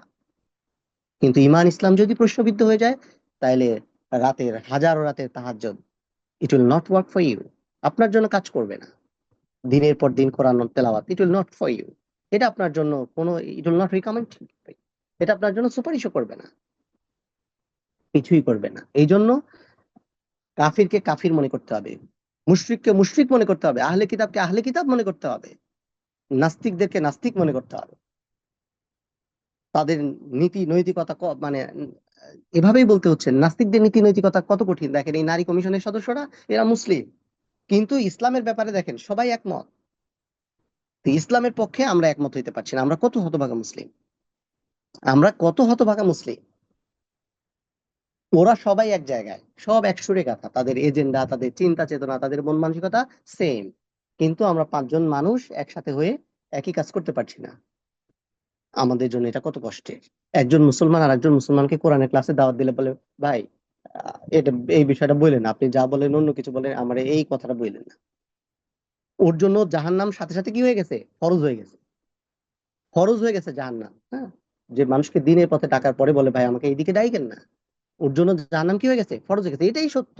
আপনাকে অন্য আলেম বা অন্য স্কলার ইনাই বিনায় যে একটা বুঝ দিলে, একটা সলিম বুঝ নিয়ে আপনি দুনিয়ার জীবন হয়তো পার করতে পারবেন, কিন্তু যেই বিশ্বাস আপনি লালন করছেন সেই বিশ্বাস। আমরা কথায় কথায় আরবদেরকে বিভিন্ন ধরনের গালি দেই, তাদের সাথে মিশলে চললে বুঝবেন যে তাদের আকীদার জায়গাগুলো কত স্ট্রং। তাদের বিশ্বাসের জায়গাগুলো কত স্ট্রং। সুতরাং দুনিয়াবি কর্মকাণ্ডে ওরা পার পাইতে পারে, কিন্তু ওদের বিশ্বাসগত জায়গা, আকীদাগত জায়গায় ওরা এক সপ্তাহে যে দরুদ পড়ে, আমাদের বাংলাদেশি মুসলিম সারা জীবনেও এত দরুদ পড়বে না। মানুষ মনে করে যে আরবরা এত সম্ভ্রান্ত সমৃদ্ধ কিভাবে থাকে। দেখবেন যে চিন্তা চেতনায় কথায় আপনি 1 ঘন্টা কথা বললে ওই 1 ঘন্টা কথার মধ্যে কতবার দরুদ পড়বে, ইউ ক্যান নট ইমাজিন, কল্পনাই করতে পারবেন না। আমরা শুধু রসুল সাল্লাল্লাহু ভালোবাসি, কিন্তু একজন মুসলমান গত শুক্রবার মানে আজকে ইয়াউমুল জুমা, আজকে আসর থেকে মাগরিব পর্যন্ত কত মানুষ বিভিন্ন ধরনের অপকর্মে লিপ্ত হবে, একবারের জন্য দরুদের কথা তার মনেই হবে না। এই ধরনের মানুষের সংখ্যা এই দেশে 98%। কিন্তু বারবার রিমাইন্ডার দেওয়া হয় যে আজকে ইয়াউমুল জুমা, দোয়া কবুলের সময়, দরুদ পড়ার সময়, সূরা কাহাফ পড়ার সময় কোনো ফিলিংস নাই, কোনো অনুভূতি নাই। আল্লাহ সুবহানাহু ওয়া তাআলা এই জাতীয় বিষয়গুলো থেকে আমাদেরকে কি করেন, হেফাজত করে। এরপরে দেখেন, নবীজির আদর্শ ছাড়া অন্য কোনো আদর্শকে উত্তম বা পরিপূর্ণ মনে করা। ওমা ইয়ানতিকু আনিল হাওয়া ইন হুয়া ইল্লা ওয়াহয়ুন ইউহা। কষ্টের কথা কি বলবো, ইসলামী বিশ্ববিদ্যালয়ের আল হাদিস ডিপার্টমেন্টের অ্যাসিস্ট্যান্ট রেজিস্ট্রার, সে আল্লাহ রসুলকে অবমাননা করে। রিসেন্টলি পরশুদিন তেজগাঁওয়ে এই কোহিনূর কেমিক্যালের এক হিন্দু কর্মকর্তা প্রকাশ্যে আল্লাহ রসুলকে নিয়ে নানান ধরনের কটূক্তি, এই যে ধৃষ্টতা, এরা কি করে করে, কারণ জানে এগুলো বললে মুসলমানরা দাঁত কালায় আসবে। নিঃসন্দেহে এই ধরনের মানুষের আশেপাশে মুসলিম আছে 98%। সে যদি মুসলিমদের চিন্তা চেতনায় বুঝতো যে এদের ইমান ইসলামে আঘাত দিলে আমার কল্লা সাথে সাথে পড়ে যাবে, তাইলে তারা এই ধরনের ধৃষ্টতা উচ্চারণ করার সাহস জীবনেও করতো না। ওরা জানে এরপরেও ওরা একটু পরে এসে আমার সাথে লাঞ্চ করবে, গল্প করবে, আড্ডা দিবে, এই জন্যই আমরা এগুলো ওগুলো করার ওরা সাহস পায়। এমন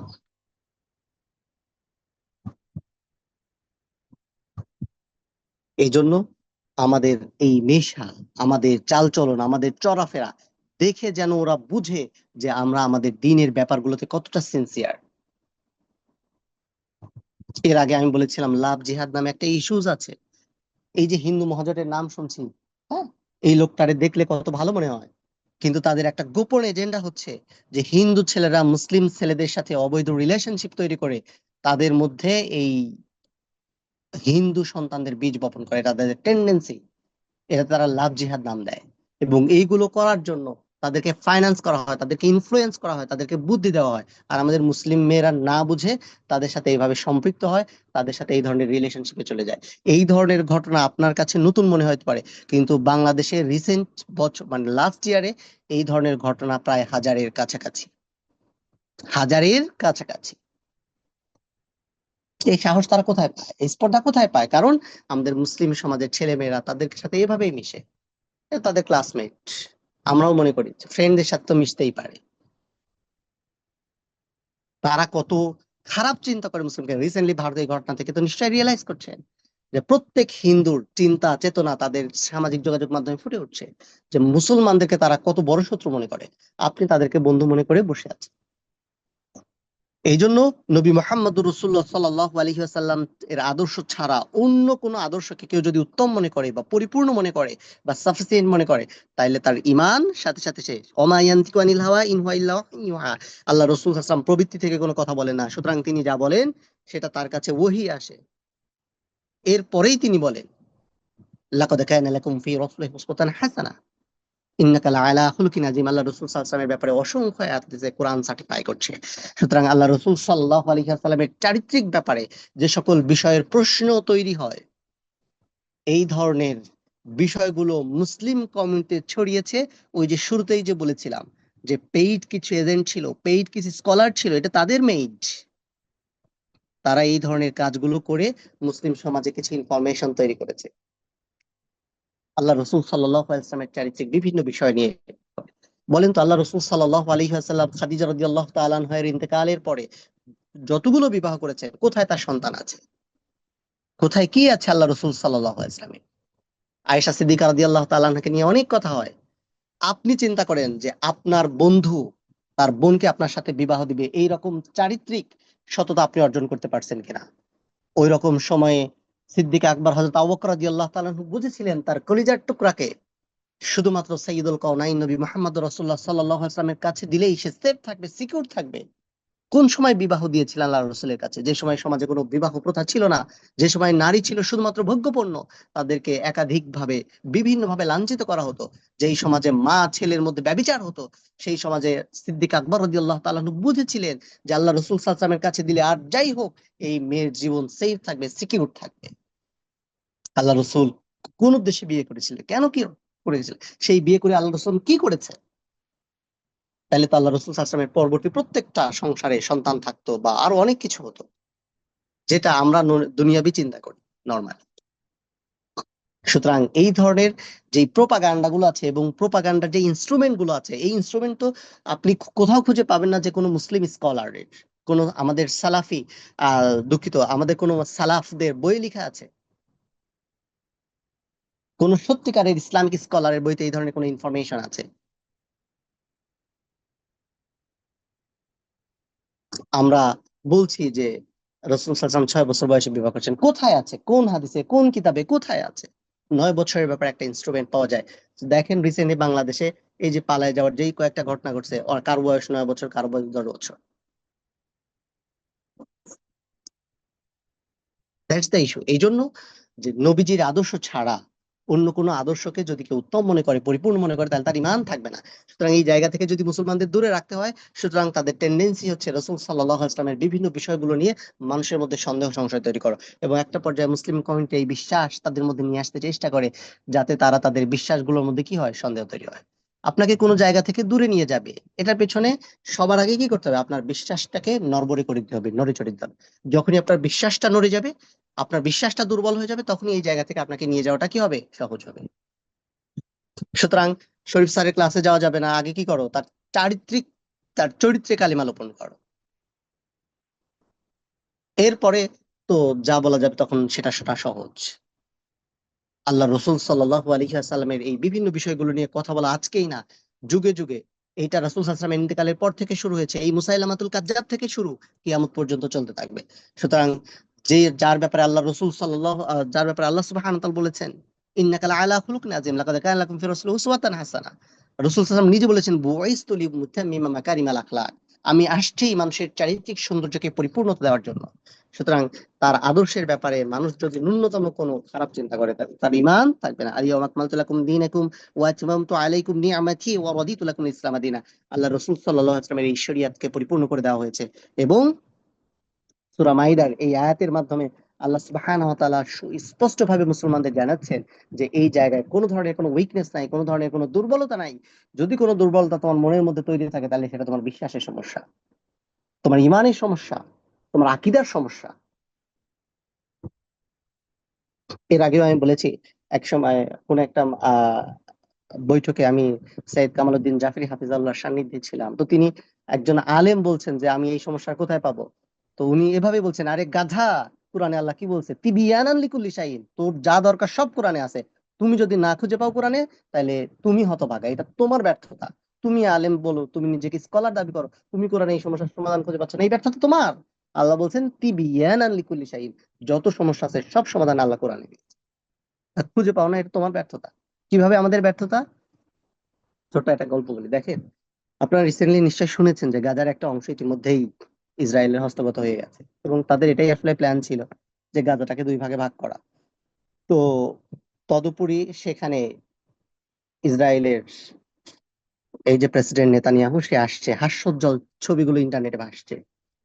তো এটা দেখার পর একজন ইসলামিক স্কলার তিনি লিখেছেন, এই চারিত্রিক বৈশিষ্ট্য ছিল মুসলিম নেতাদের, তারা পৃথিবীর প্রত্যেকটি অমুসলিম জনপদকে এভাবে মুসলমানদের হস্তগত করেছে, এবং এই হস্তগত করার সময় তারা শুধুমাত্র আল্লাহর বিধান আল জিহাদ ফি সাবিলিল্লাহকে প্রায়োরিটি দিয়েছে। পৃথিবীর কোথায় কে কি বলল, কে কি শুনলো, কে আমাদেরকে হিংস্র বললো, এই বিষয়গুলো তারা কেউ পাত্তা দেয়নি। তারা একের পর এক অমুসলিম জনপদকে ইসলামের হস্তগত করে সেখানে লিয়াইলাই কালিমাতুল্লাহ, আল্লাহর বিধানকে বুলন্দ করেছে। আজকে মুসলমানরা এই জিহাদ ভুলে গেছে, ফলে খ্রিস্টানরা মুসলমানদের কাছ থেকে এই থিম অ্যাচিভ করছে। সুতরাং সারা বিশ্বের এই নানান ধরনের কটূক্তি, আন্তর্জাতিক আইনকে তোয়াক্কা করা, বিশ্বের বড় বড় নেতাদেরকে আপনার তোয়াক্কা না করে এই জায়গায় সে ঠিক দম্ভভরে পদচারণা করছে। কারণ সে জানে তাকে কি করতে হবে, তার লক্ষ্য কি, তার উদ্দেশ্য কি। সে তার মতো কাজ করছে। অথচ এই চরিত্র হওয়ার দরকার ছিল মুসলিম নেতাদের, কিন্তু মুসলিম নেতাদের চরিত্র তারা কি করছে, গেইন করছে। এটাই বাস্তবতা। আপনি এই যেটাই অস্বীকার করেন, মুসলিম নেতৃবৃন্দের আজকের কাজ কি? আমাদের মতো একটা দেশে আমরা এমন কোন নেতা নির্বাচন করতে পারিনি, এমন কোন রাজনীতিবিদ তৈরি করতে পারিনি আমাদের মায়ের পেটে, যেই যারা আসলে ইসলামের ঝান্ডা ওড়াবে। অথচ এখানে সব মুসলিম বসবাস করে। কেন পারছি না, কেন পারিনি? কারণ আমাদেরকে পরিকল্পিত উপায়ে আমাদের ইমান, আমল, আমাদের ইসলাম গুলোকে কি করা হচ্ছে, ধ্বংস করা হচ্ছে। সুতরাং আমরা যদি এখনো বসে থাকি, আমরা যদি এখনো চুপ থাকি, আমাদেরকে ঘর থেকে বের করে নিয়ে আসা হয়েছে। আমাদের মায়েদের পর্দা প্রথা এগুলোকে সব ধূলিসাৎ করে দেওয়া হয়েছে। সুতরাং আজকে আর আরেকজন সালাউদ্দিন কাইয়ুবের জন্য আমরা হয়তো অপেক্ষা করি দিনের পর দিন, কিন্তু খালিদ সাইফুল্লাহর জন্য অপেক্ষা করি, আমরা আরেকজন ওমরের জন্য অপেক্ষা করি, গানে গানে বলতে থাকি। কিন্তু আসলে এই ধরনের সন্তান তৈরি করার মতো যে গুণাবলী অর্জন করা দরকার, সেই গুণাবলীগুলো আমরা আজকে একজন মুসলিম সন্তান মায়ের পেট থেকে বের হয়ে কথা বলা শুরু করার পরে সে মিথ্যা কথা বলা শুরু করে। What's the reason? পেছনে কারণ কি? কারণ এই সন্তান যখন মায়ের গর্ভে ছিল, সে তখন তার হাজবেন্ডের সাথে চিট করছে, মিথ্যা কথা বলছে, ঘুরায় পেঁচায় বলছে, চারপাশে মিথ্যা কথা শুনছে, মিথ্যা প্রবঞ্চনা শিখছে। এই সন্তানকে যখন একটু একটু আস্তে আস্তে বড় হয়েছে, তাকে বিভিন্ন ধরনের ধোঁকা শেখানো হয়েছে। তাকে শেখানো হয়েছে ওই দেখা যায় তাল গাছ, ওই আমাদের গা। আদৌ এই তাল গাছের অস্তিত্ব কোনোদিন ছিল না। হাট্টি মাটি তাকে শেখানো হয়েছে। সে এই যে ধোঁকা, এই যে প্রবঞ্চনার মধ্য দিয়ে বড় হয়েছে। সুতরাং কে সে বড় হয়ে কি করে ন্যায়, ইনসাফ, সত্যবাদিতা এগুলো শিখবে? তাকে শেখানোর কোনো চিন্তা, চেতনা, মন, মানসিকতা কিছু আমাদের। যাই হোক, এরপরে আরেকটি গুরুত্বপূর্ণ ইস্যু হলো যে আমল করা সত্ত্বেও শরীয়তের কোন একটা বিষয়কে অপছন্দ করা, এটা করলে ইমান থাকে না। এইটা হচ্ছে আমাদের জন্য সবচেয়ে সেন্সিটিভ কেস। যেমন ধরেন, হ্যাঁ, অনেক কথা আছে, স্পর্শকাতর কথা বললে সকলেই রেগে যাবেন, কিন্তু আমাকে কিছু কথা বলতে হবে। ধরেন কারো বোরকার প্রতি নেগলেন্সি আছে, আপনি এভাবে চিন্তা করবেন যে এটা আমার ব্যর্থতা, আমার দুর্বলতা, আমি এখনো বোরকাটা ইম্পর্টেন্ট না, মূল ব্যাপার হচ্ছে পর্দাটা ইম্পর্টেন্ট। সো আপনার উইকনেস আছে, দেন আপনি এভাবে চিন্তা করেন যে এটা আমার অপরাধ, এই গুনাহ আমার, সুতরাং এটাকে গুনাহ মনে করেন, তাইলে সমস্যা নাই। কিন্তু যদি আপনি এটাকে অপছন্দ করেন যে আল্লাহ কেন এই বিধান দিল, দেন ইমান শেষ। ছেলেদের ক্ষেত্রে দাড়ি রাখাটা সমস্যা হইতে পারে, কারো কারো অপছন্দের জায়গা হইতে পারে। শরীয়তের বিধান আপনি যদি মনে করেন যে আপনি এটা করতে পারছেন না, আপনার ব্যর্থতা, আপনার পাপ, দেন ইটস ওকে। আপনার এই কাজ না করার জন্য গুনাহ হবে, কিন্তু ঈমান থাকবে। কিন্তু আপনি যদি এটা অপছন্দ করেন, দেন ঈমান শেষ। সুদের ব্যাপারটা এরকম, ঘুষের ব্যাপারটা এরকম, জাতীয়তাবাদে বিশ্বাস করার ব্যাপারটা এরকম, ধর্মনিরপেক্ষতাবাদে বিশ্বাস করার ব্যাপারটা এরকম। শরীয়তের ইস্যু, আপনি রাজনীতি করেন, কিন্তু আপনার জন্য এটা ছেড়ে দেওয়া সমস্যা, কারণ আপনার রাজনৈতিক দল ধর্মনিরপেক্ষতাবাদকে অনুকরণ করে, অনুসরণ করে, আপনার ঈমান নাই। এরপরে বাকি ফায়সালা আপনি যেভাবেই করেন, সেটা কালকে আমাদের ময়দানে হবে। এই জন্য এরকম স্পর্শকাতর যে বিষয়গুলো আছে, হ্যাঁ, যেগুলো আমাদের সমাজে একজন মানুষকে খুব ডিরেক্টলি ইনডিরেক্টলি এইগুলোর ব্যাপারে সবসময় নেগলেন্সের মধ্যে দিয়ে যাইতে হয়, এবং যারা এইগুলোর সাথে থাকে তারা সবসময় স্ট্রাগল করে। সুতরাং এরকম ব্যাপারগুলো আমরা যারাই করি, দেখেন আমি সবসময় কিন্তু বলি যে আমি আপনি সব করে ফেলতে পারবো না। শেষ জামানায় এসে আল্লাহ রসুল যেখানে বলে গেছেন, ইমান রাখাই হচ্ছে আপনার হাতে অগ্নিস্ফুলিঙ্গ রাখার মতো কঠিন, এত কঠিন। সেখানে 100% সব করে ফেলতে পারবো, সব করে ফেলবো, এই বিশ্বাস আমিও রাখি, মানে এই আশা প্রত্যাশা আমারও নাই। এই কাজ আমাদেরকে দিয়ে কতটুকু হবে আল্লাহ সুবহানাহু ওয়া তাআলা ভালো জানেন। কিন্তু যার যেখানে যতটুকু সম্ভব এটুকু করতে চেষ্টা করেন। দ্বিতীয় ইস্যু হলো যে আমি আপনি অপরাধী, অপরাধের স্বীকৃতিটা দিয়ে রাখতে হবে। দেখেন আমার কথা যদি আমি চিন্তা করি যে আমি আসলে ইসলামের কয়টুকু করতে পারি, 2%, 1%, 3%, তাও নাও হইতে পারে, কেমন?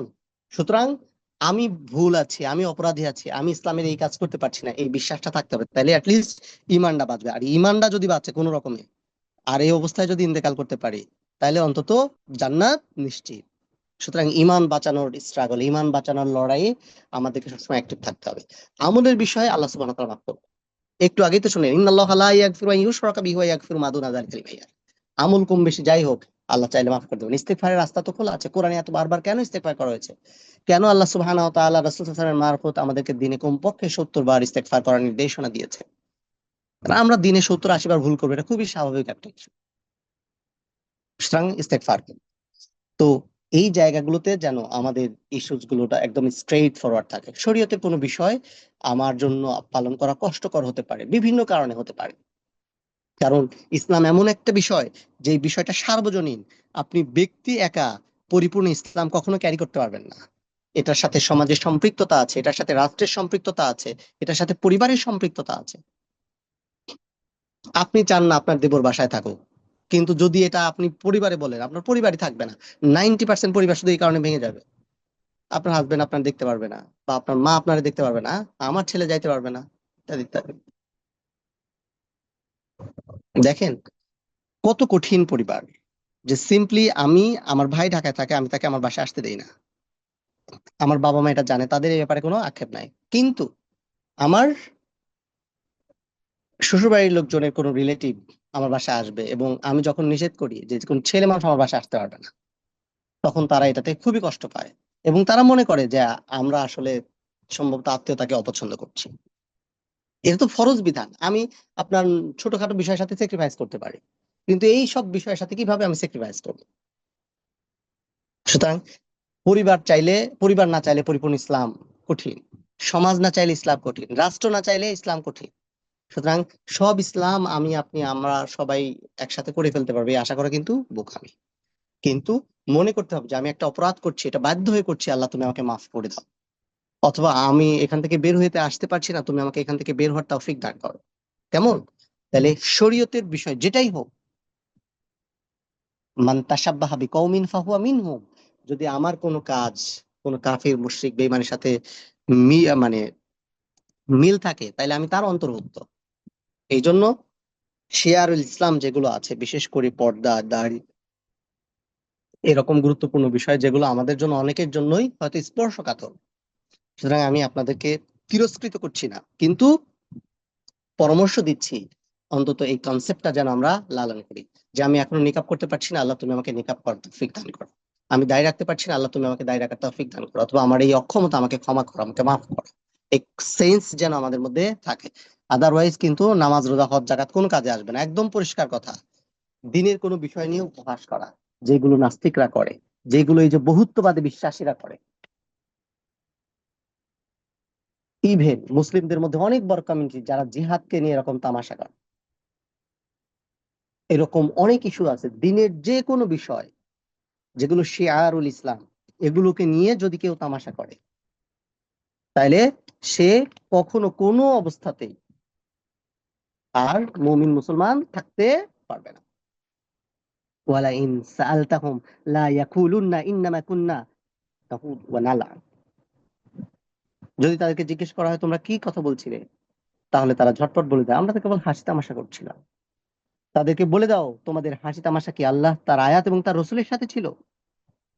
কুল আবিল্লাহি ওয়া আয়াতিহি ওয়া রুসুলিহি কুনতুম তাস্তাহজিউন লা তা'তাদিরুনা ক্বাদ কাফারতুম বা'দা ঈমানিকুম। তোমরা যদি এগুলাই করে থাকো, তাহলে এখন আর অজর পেশ করো না, কারণ তোমরা ঈমান আনার পরে কুফরি করেছো। সূরা তাওবা আয়াত নাম্বার 65 এবং 66। অর্থাৎ ইসলাম গ্রহণ করার পর ইসলামী শরীয়তের কোনো বিধান নিয়ে যদি কেউ তামাশা করে, কেউ হাসি ঠাট্টা করে, কেউ উপহাস করে, তাহলে তাদের ঈমান কি হয়ে যাবে? নষ্ট হয়ে যাবে। এবং এই ঈমান আনার জন্য তাদেরকে তওবা ইস্তেগফার করে আবার ইসলামকে নতুন করে কি করতে হবে? নবায়ন করতে হবে। উপহাস দুই রকম। একটা হচ্ছে স্পষ্ট উপহাস, যেমন মুনাফিকরা করেছিল। তারা শুধু ঠাট্টার ছলে বলেছিল আমি এদের মতো কোন লোক দেখিনি, এরা পেট পূজারী, মিথ্যাবাদী ও ভীতু।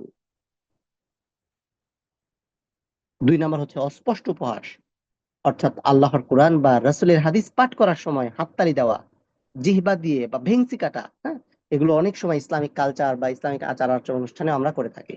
মনে রাখতে হবে যে কোনো ধরনের কোনো হাততালি দেওয়া এটা ইসলামিক কালচারের পার্ট না।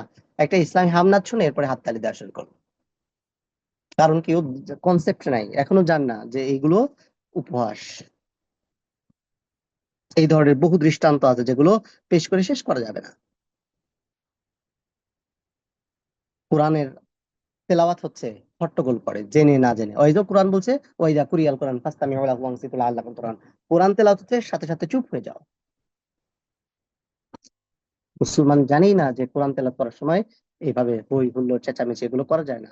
এগুলো আল্লাহর কিতাবকে অসম্মান করা। আরো এগুলোর অনেক এক্সপ্লেইন আছে, প্রত্যেকটা নিয়ে আসলে সময় নিয়ে আলোচনা করতে হবে। আর একটা বিষয় বলি, সেটা হলো জাদু। আমাদের দেশে অনেক মানুষ আছে এই কাজের সাথে সম্পৃক্ত। কারোর সাথে ঈর্ষা করে কালা জাদু করে ফেলে। হ্যাঁ, এরপরে নানান ইস্যু, মানে নানান ধরনের ইস্যুস গুলো আছে। কেউ খারাপ জিনের আশ্রয় নিয়ে অনেক সময় এগুলো করে, কারো ব্যবসায় ক্ষতি করে, কারোর সাথে শত্রুতার কারণে কারো বিবাহ আটকে রাখে। হ্যাঁ, কারো শরীর নষ্ট করে ফেলে, কারো বাচ্চা ধ্বংস করে ফেলে, কারো আপনার মানে এরকম কবিরাজি করে বিবাহ শাদী করে কাছের মানুষকে বা পছন্দের মানুষকে। এই ধরনের নানান ইস্যু আছে। এই ধরনের জাদু করা, নিজে জাদু করা, জাদুর প্রতি ভালোবাসা পোষণ করা, জাদু করলো অথবা জাদু করালো অথবা জাদুর কাজে সাহায্য করলো, এই ধরনের কাজের সাথে সম্পৃক্ত ব্যক্তির ঈমান থাকবে না। হুম, তো এদের শাস্তি অনেক বেশি ভয়ঙ্কর। সুতরাং এই ধরনের কাজের সাথে যারাই সম্পৃক্ত, তাদের এই জায়গাগুলো থেকে বেরিয়ে আসতে হবে, নতুন করে ঈমান নবায়ন করতে হবে। এগুলো শিরকের অন্তর্ভুক্ত। অর্থাৎ জাদুর মাধ্যমে জিন এবং শয়তানকে কাজে লাগানো হয়। জাদুকর আল্লাহর পরিবর্তে তাদের নৈকট্য কামনা করে, এভাবে সে তার লক্ষ্যে পৌঁছে যায়। আর জাদু হলো শয়তানের শিক্ষা। ওয়ামা কাফারা সুলাইমান ওয়ালাকিন্নাশ শায়াতিনা কাফারু ওয়া ইউআল্লিমুনান নাসা সিহরা। সুলাইমান কুফরি করেনি, বরং কুফরি করেছিল শয়তানরা। তারা মানুষকে কি শিখিয়েছিল? জাদু শিখিয়েছিল। জাদুর মাধ্যমে অদৃশ্য জ্ঞানের দাবি করা হয়। কুল লা ইয়ালামু মান ফিস সামাওয়াতি ওয়াল আরদ আল গায়ব ইল্লাল্লাহ। আপনি বলুন, আসমান এবং জমিনের মাঝে এমন কোন অদৃশ্য জ্ঞান নাই যেটা আল্লাহ অন্য কেউ জানে। সুতরাং এই ধরনের কাজের সাথে যদি নিজেকে কেউ সম্পৃক্ত করে, কারো ক্ষতি করে অথবা ক্ষতি করার চেষ্টা করে, সুতরাং তাদের ঈমান আর থাকবে না। সুতরাং এই ধরনের ব্যক্তির নামাজ কালাম কোনো কিছু আল্লাহ সুবহানাহু কাছে আর কি নয়, গ্রহণযোগ্য নয়। এগুলো আমাদের খেয়াল রাখতে হবে। এ, আচ্ছা, জাদুকরের শাস্তি কি? দেখেন, ইসলামী শরিয়া যদি থাকতো, তাহলে ইমাম শাফি এবং আবু হানিফা রহিমাহুল্লাহ, হ্যাঁ, তাদের লিখেছেন, যদি জাদুকর তার জাদুর দ্বারা কোনো মানুষকে হত্যা করে, তাহলে তাকে হত্যা করা হবে। তো মাসালা হলো, জাদুকরকে হত্যা করার ব্যাপারে আল্লাহ রসুল সাল্লাল্লাহু আলাইহি ওয়াসাল্লাম থেকে যদিও বিশুদ্ধ সনদে মারফু কোনো হাদিস নাই, তারপরে বলা হচ্ছে হাদ্দুস সাহিরি দরবাতান বিসাইফ, জাদুকরের হদ হলো তরবারি রাখা, অর্থাৎ তাকে হত্যা করা। সুতরাং আমাদের দেশে বহু মানুষ, কেউ ইসলামের নাম দিয়ে, কেউ ইসলামের বাইরে, হ্যাঁ, বিভিন্ন মানুষের ক্ষতি করার চেষ্টা করে।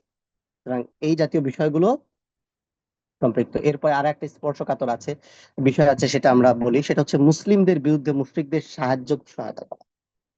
এটা আচার আচরণের মাধ্যমে হতে পারে, এটা তাদের প্রোডাক্ট কেনার মাধ্যমে হতে পারে, এইটা আপনার লেখনের মাধ্যমে হতে পারে, টাকা দেওয়ার মাধ্যমে, অর্থনৈতিক সহযোগিতা করার মাধ্যমে হতে পারে, কখনো কখনো নিশ্চুপ থাকার মাধ্যমেও হতে পারে। বর্তমান বিশ্বের যে সকল প্রান্তে বিশ্বের নির্যাতিত মুসলিম যারা আছেন, যারা স্ট্রাগল করছেন অমুসলিমদের সাথে, সুতরাং এই অমুসলিমদের সাথে যুদ্ধ করা মুসলমানরা কোনো কারণে ক্ষতিগ্রস্ত হয় এবং অন্যরা বেনিফিশিয়ারি হয়, এই ধরনের কাজ যদি কেউ জেনে বুঝে করি, তাহলে আমাদের ঈমান থাকবে না। সে যত বড় ইসলামিক স্কলার হোক, তার কথা যদি মুসলমানদের বিপক্ষে যায় অন্তত এই সময়ে, তাইলে আলটিমেটলি তার ঈমান নিয়ে কি হবে? সন্দেহ তৈরি হবে।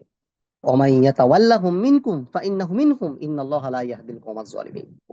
তোমাদের মধ্যে থেকে যে তাদের বন্ধু হিসেবে গ্রহণ করলো, সে তাদেরই অন্তর্ভুক্ত। নিঃসন্দেহে আল্লাহ সুবহানাহু ওয়া তাআলা জালিম কোন সম্প্রদায়কে পথ প্রদর্শন করে না। মুসলমানদের বিরুদ্ধে মুশরিকদের সাহায্য করা, সহায়তা করা সরাসরি কুফরি, সরাসরি কুফরি, কোনো সন্দেহ নাই। সুতরাং জেনে বুঝে কেউ এই ধরনের পণ্য কেনার ব্যাপারে সতর্ক থাকতে হবে।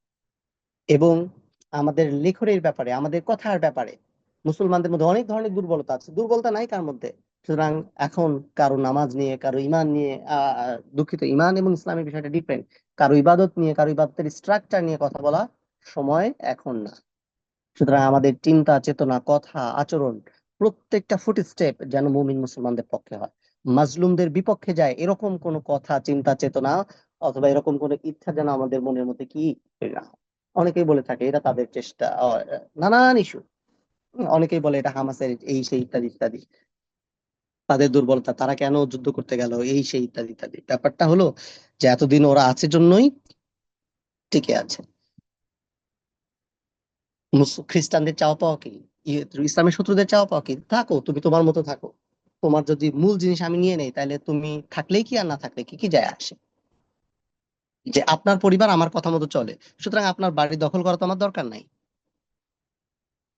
অনেকেই নানান প্রশ্ন করে, ঘটনাটা সিম্পল এরকম যে কেউ আপনার বাড়ি নিয়ে নিচ্ছে, কেউ আপনার মা বোনকে ইচ্ছা মতো ধরে নিয়ে যাচ্ছে, কেউ সকাল বিকাল আপনার সন্তানকে নিয়ে যাচ্ছে। আপনি এটা কতদিন টলারেট করবেন? এখন আপনার তাদের সাথে পারার শক্তি নাই, এই জন্য আপনি আস্তে করে চুপ করে ঘরে কোনায় গিয়ে বসে থাকবেন। যদি এই অবস্থায় থাকেন তাহলে আপনার ইমান এবং ইসলাম নিয়ে কি প্রশ্ন? সুতরাং হামাসের কার্যক্রম এগুলো নিয়ে প্রশ্ন আসতে পারে, চিন্তা গবেষণা হইতে পারে, কিন্তু কোন মুমিন মুসলমান তাদের এই ব্যাপারগুলোতে কি করবে না, কোশ্চেন রেইজ করবে না। That's the important issue. আমরা রিসেন্টলি দেখছি যে ফিলিস্তিনের যারা স্বীকৃত শাসক, তারা নেতানিয়াহুর সাথে করমর্দন করছে, হাস্যোজ্জ্বল মিটিং করছে। কিছু না হোক, শুধুমাত্র রাজনৈতিক বিভাজনের কারণে, চিন্তাগত এবং মতাদর্শগত কারণে আমার ভাইদের হত্যাকারীর সাথে আমি কি করে একসাথে ডিনারে বসি? আর যদি আমি বসি তাহলে আমি কি করে মুসলিম থাকি? যাই হোক, এটা আরো অনেক বড় বড় ইস্যুস। আমি আমার সংক্ষিপ্ত জায়গা থেকে জাস্ট আমাদের মতো সাধারণ মুমিন মুসলমানদের যেই করণীয় আছে সেটি আপনাদেরকে স্মরণ করিয়ে দিতে চেষ্টা করছি। অর্থাৎ মুসলিমদের বিরুদ্ধে মুশরিকদের কোনো ধরনের সাহায্য সহযোগিতা করা যাবে না। কেউ জেনে বুঝে করলে তখন তার ইমান থাকবে না। অন্য কথা বলিনি, কিন্তু আমি বলছি ইমান থাকবে না।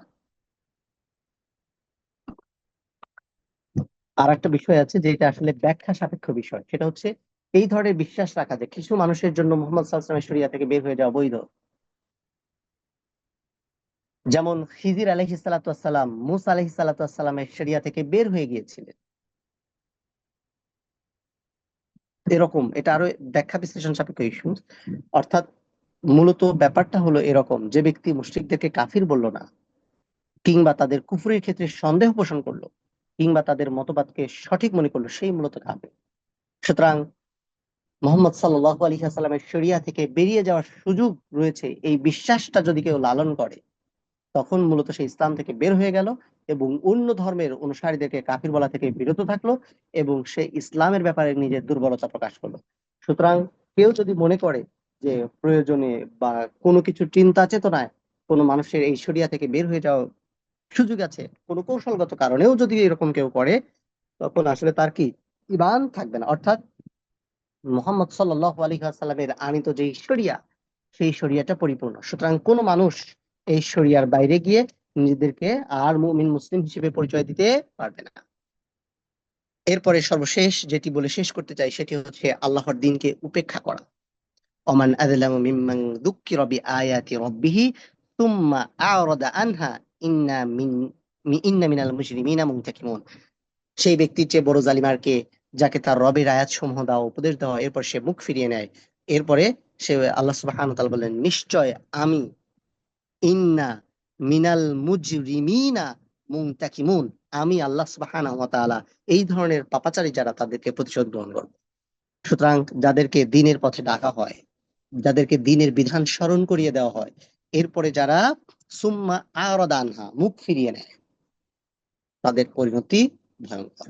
সন্তান হতে পারে, হাজবেন্ড হতে পারে, স্ত্রী হতে পারে, যেই হোক না কেন। ওয়াল্লাযী নাফসু মুহাম্মাদ বিয়াদিহি লা ইয়াসমাউ বি আহাদুন মিন হাযিহিল উম্মাহ ইয়াহুদিয়্যুন ওয়ালা নাসরানিয়্যুন সুম্মা ইয়ামুত ওয়া লাম ইউমিনু বিল্লাযী উরসিলতু বিহি ইল্লা কানা মিন আসহাবিন নার। সেই সত্তার কসম যার হাতে মুহাম্মাদের প্রাণ, এই উম্মতের কোন ব্যক্তি, হোক সে ইহুদি হোক সে নাসারা, যদি আমার আগমনের কথা শুনে আর আমি যা নিয়ে প্রেরিত হয়েছে তার প্রতি যদি ঈমান না আনে, মারা যায়, নিঃসন্দেহে সে জাহান্নামের অন্তর্ভুক্ত হয়। সুতরাং আল্লাহর দ্বীনকে উপেক্ষা করার কারণে কোন ব্যক্তিকে কাফির বলার ব্যাখ্যা হলো, কোন ব্যক্তি যদি দ্বীনের মৌলিক বিষয়গুলো না শিখে উপেক্ষা করে, তাহলে সে কুফরি করলো। আল্লাহর দ্বীনকে উপেক্ষা করা, ত্যাগ করা, দ্বীনের ব্যাপারে উদাসীনতা প্রদর্শন করার অর্থ হলো তার না শেখা এবং সে অনুযায়ী আমল না করা। সুতরাং কেউ যদি দ্বীন শেখার ব্যাপারে অনাগ্রহী হয়, কেউ যদি দ্বীন শেখার ব্যাপারে অন্য কিছুকে প্রায়োরিটি দেয়, সুতরাং তার ঈমান নিয়ে সন্দেহ তৈরি হবে। ওমান আযলামু মিম্মান যুক্কিরা বিআয়াতি রাব্বিহি সুম্মা আ'রাদা আনহা ইন্না, এরকম অসংখ্য আয়াত আছে। কুল আতিউল্লাহ ওয়া রাসূল ফাইন তাওয়াল্লাউ ফাইন্নাল্লাহা লা ইউহিব্বুল কাফিরিন। ويقولون آمنا بالله وبالرسل وأطعنا ثم يتولى فريق منهم من بعد ذلك وما أولئك بالمؤمنين فلا صدق ولا صلى ولكن كذب وتولى। এরকম অসংখ্য আয়াত পাওয়া যাবে। সুতরাং দ্বীনের দাওয়াত পাওয়ার পরে কেউ যদি আল্লাহর দ্বীনকে উপেক্ষা করে, দিনের বিধান কারো কাছে স্পষ্ট ভাবে বলার পরেও সে যদি দিনের বিধানের বাইরে কাজ করে, দিনের বিধানের বিপরীতে কাজ করে, সুতরাং তার ঈমান আবার নতুন করে নবায়ন করতে হবে, তাকে খুলুসিয়ার সাথে তওবা এবং ইস্তেগফার করতে হবে, আদারওয়াইজ তাকে মুমিন মুসলমান বলার কোনো সুযোগ নাই। তাহলে এই ধরনের যে আলোচনা আমরা আজকে শুনলাম, আমরা যদি প্রত্যেকটা ক্রাইটেরিয়া চিন্তা করি, দেখেন আমরা নিজেরাই আসলে মুসলমান কিনা এই ব্যাপারে নিজেদেরই কি সন্দেহ তৈরি হয়। সুতরাং অন্তত এই 10টা বিষয়ে যার যেই দুর্বলতা আছে সেই দুর্বলতাগুলো অ্যাটলিস্ট ওভারকাম করার চেষ্টা করা এবং সেখান থেকে বের হয়ে আসার জন্য সর্বোচ্চ চেষ্টা আল্লাহ সুবহানাহু ওয়া তাআলা আমাদেরকে করার তৌফিক দান করে। আলোচনা অনেক দীর্ঘ ছিল, আমি সংক্ষিপ্তভাবে বলতে চেষ্টা করেছি। মূল উদ্দেশ্য হলো অন্তত এই 10টা কারণ আমার আপনার প্রত্যেক মুমিন মুসলমানের মুখস্থ থাকবে, যেন এই 10টা কারণের কোনো একটা কারণ আমাকে দিয়ে না হয়। যদি হয়, সাথে সাথে তওবা এবং ইস্তেগফার করতে হবে, সাথে সাথে। আর যদি জেনে বুঝে বিশ্বাসগত ভাবে করি, তাইলে তওবা ইস্তেগফার করলেই হবে না, আবার নতুন করে কালেমা পড়ে মুসলমান হতে হবে। ঠিক আছে, একটা হচ্ছে না জেনে করা, তখন তওবা ইস্তেগফার যথেষ্ট। আর একটা হচ্ছে জেনে বুঝে করা, তখন আবার নতুন করে মুসলমান হতে হবে। হ্যাঁ, এটাই হচ্ছে ফায়সালা, এর বাইরে কোনো ফায়সালা নাই। সুতরাং অন্তত এই 10টা কারণ মুখস্থ থাকতে হবে, যে কি করলে ইমান ভেঙে যায়। এটা যদি আমরা না জানি, তাহলে আমরা কি করে মুমিন হিসেবে নিজেদেরকে কন্টিনিউ রাখবো, বা মুমিন হিসেবে নিজেদেরকে কি করে পরিচিত রাখবো। ব্যাপারগুলো অনেক সেনসিটিভ, অনেক স্পর্শকাতর। কিছু কিছু বিষয় তো এমন আছে যে হরহামেশাই আমাদেরকে দিয়ে হয়ে যায়। সুতরাং এই জায়গাগুলো থেকে যেন আমরা বের হয়ে আসার জন্য সর্বোচ্চ চেষ্টা করি। আল্লাহ সুবহানাহু ওয়া তাআলা আমাদেরকে সেই তৌফিক দান করেন ইনশাআল্লাহ।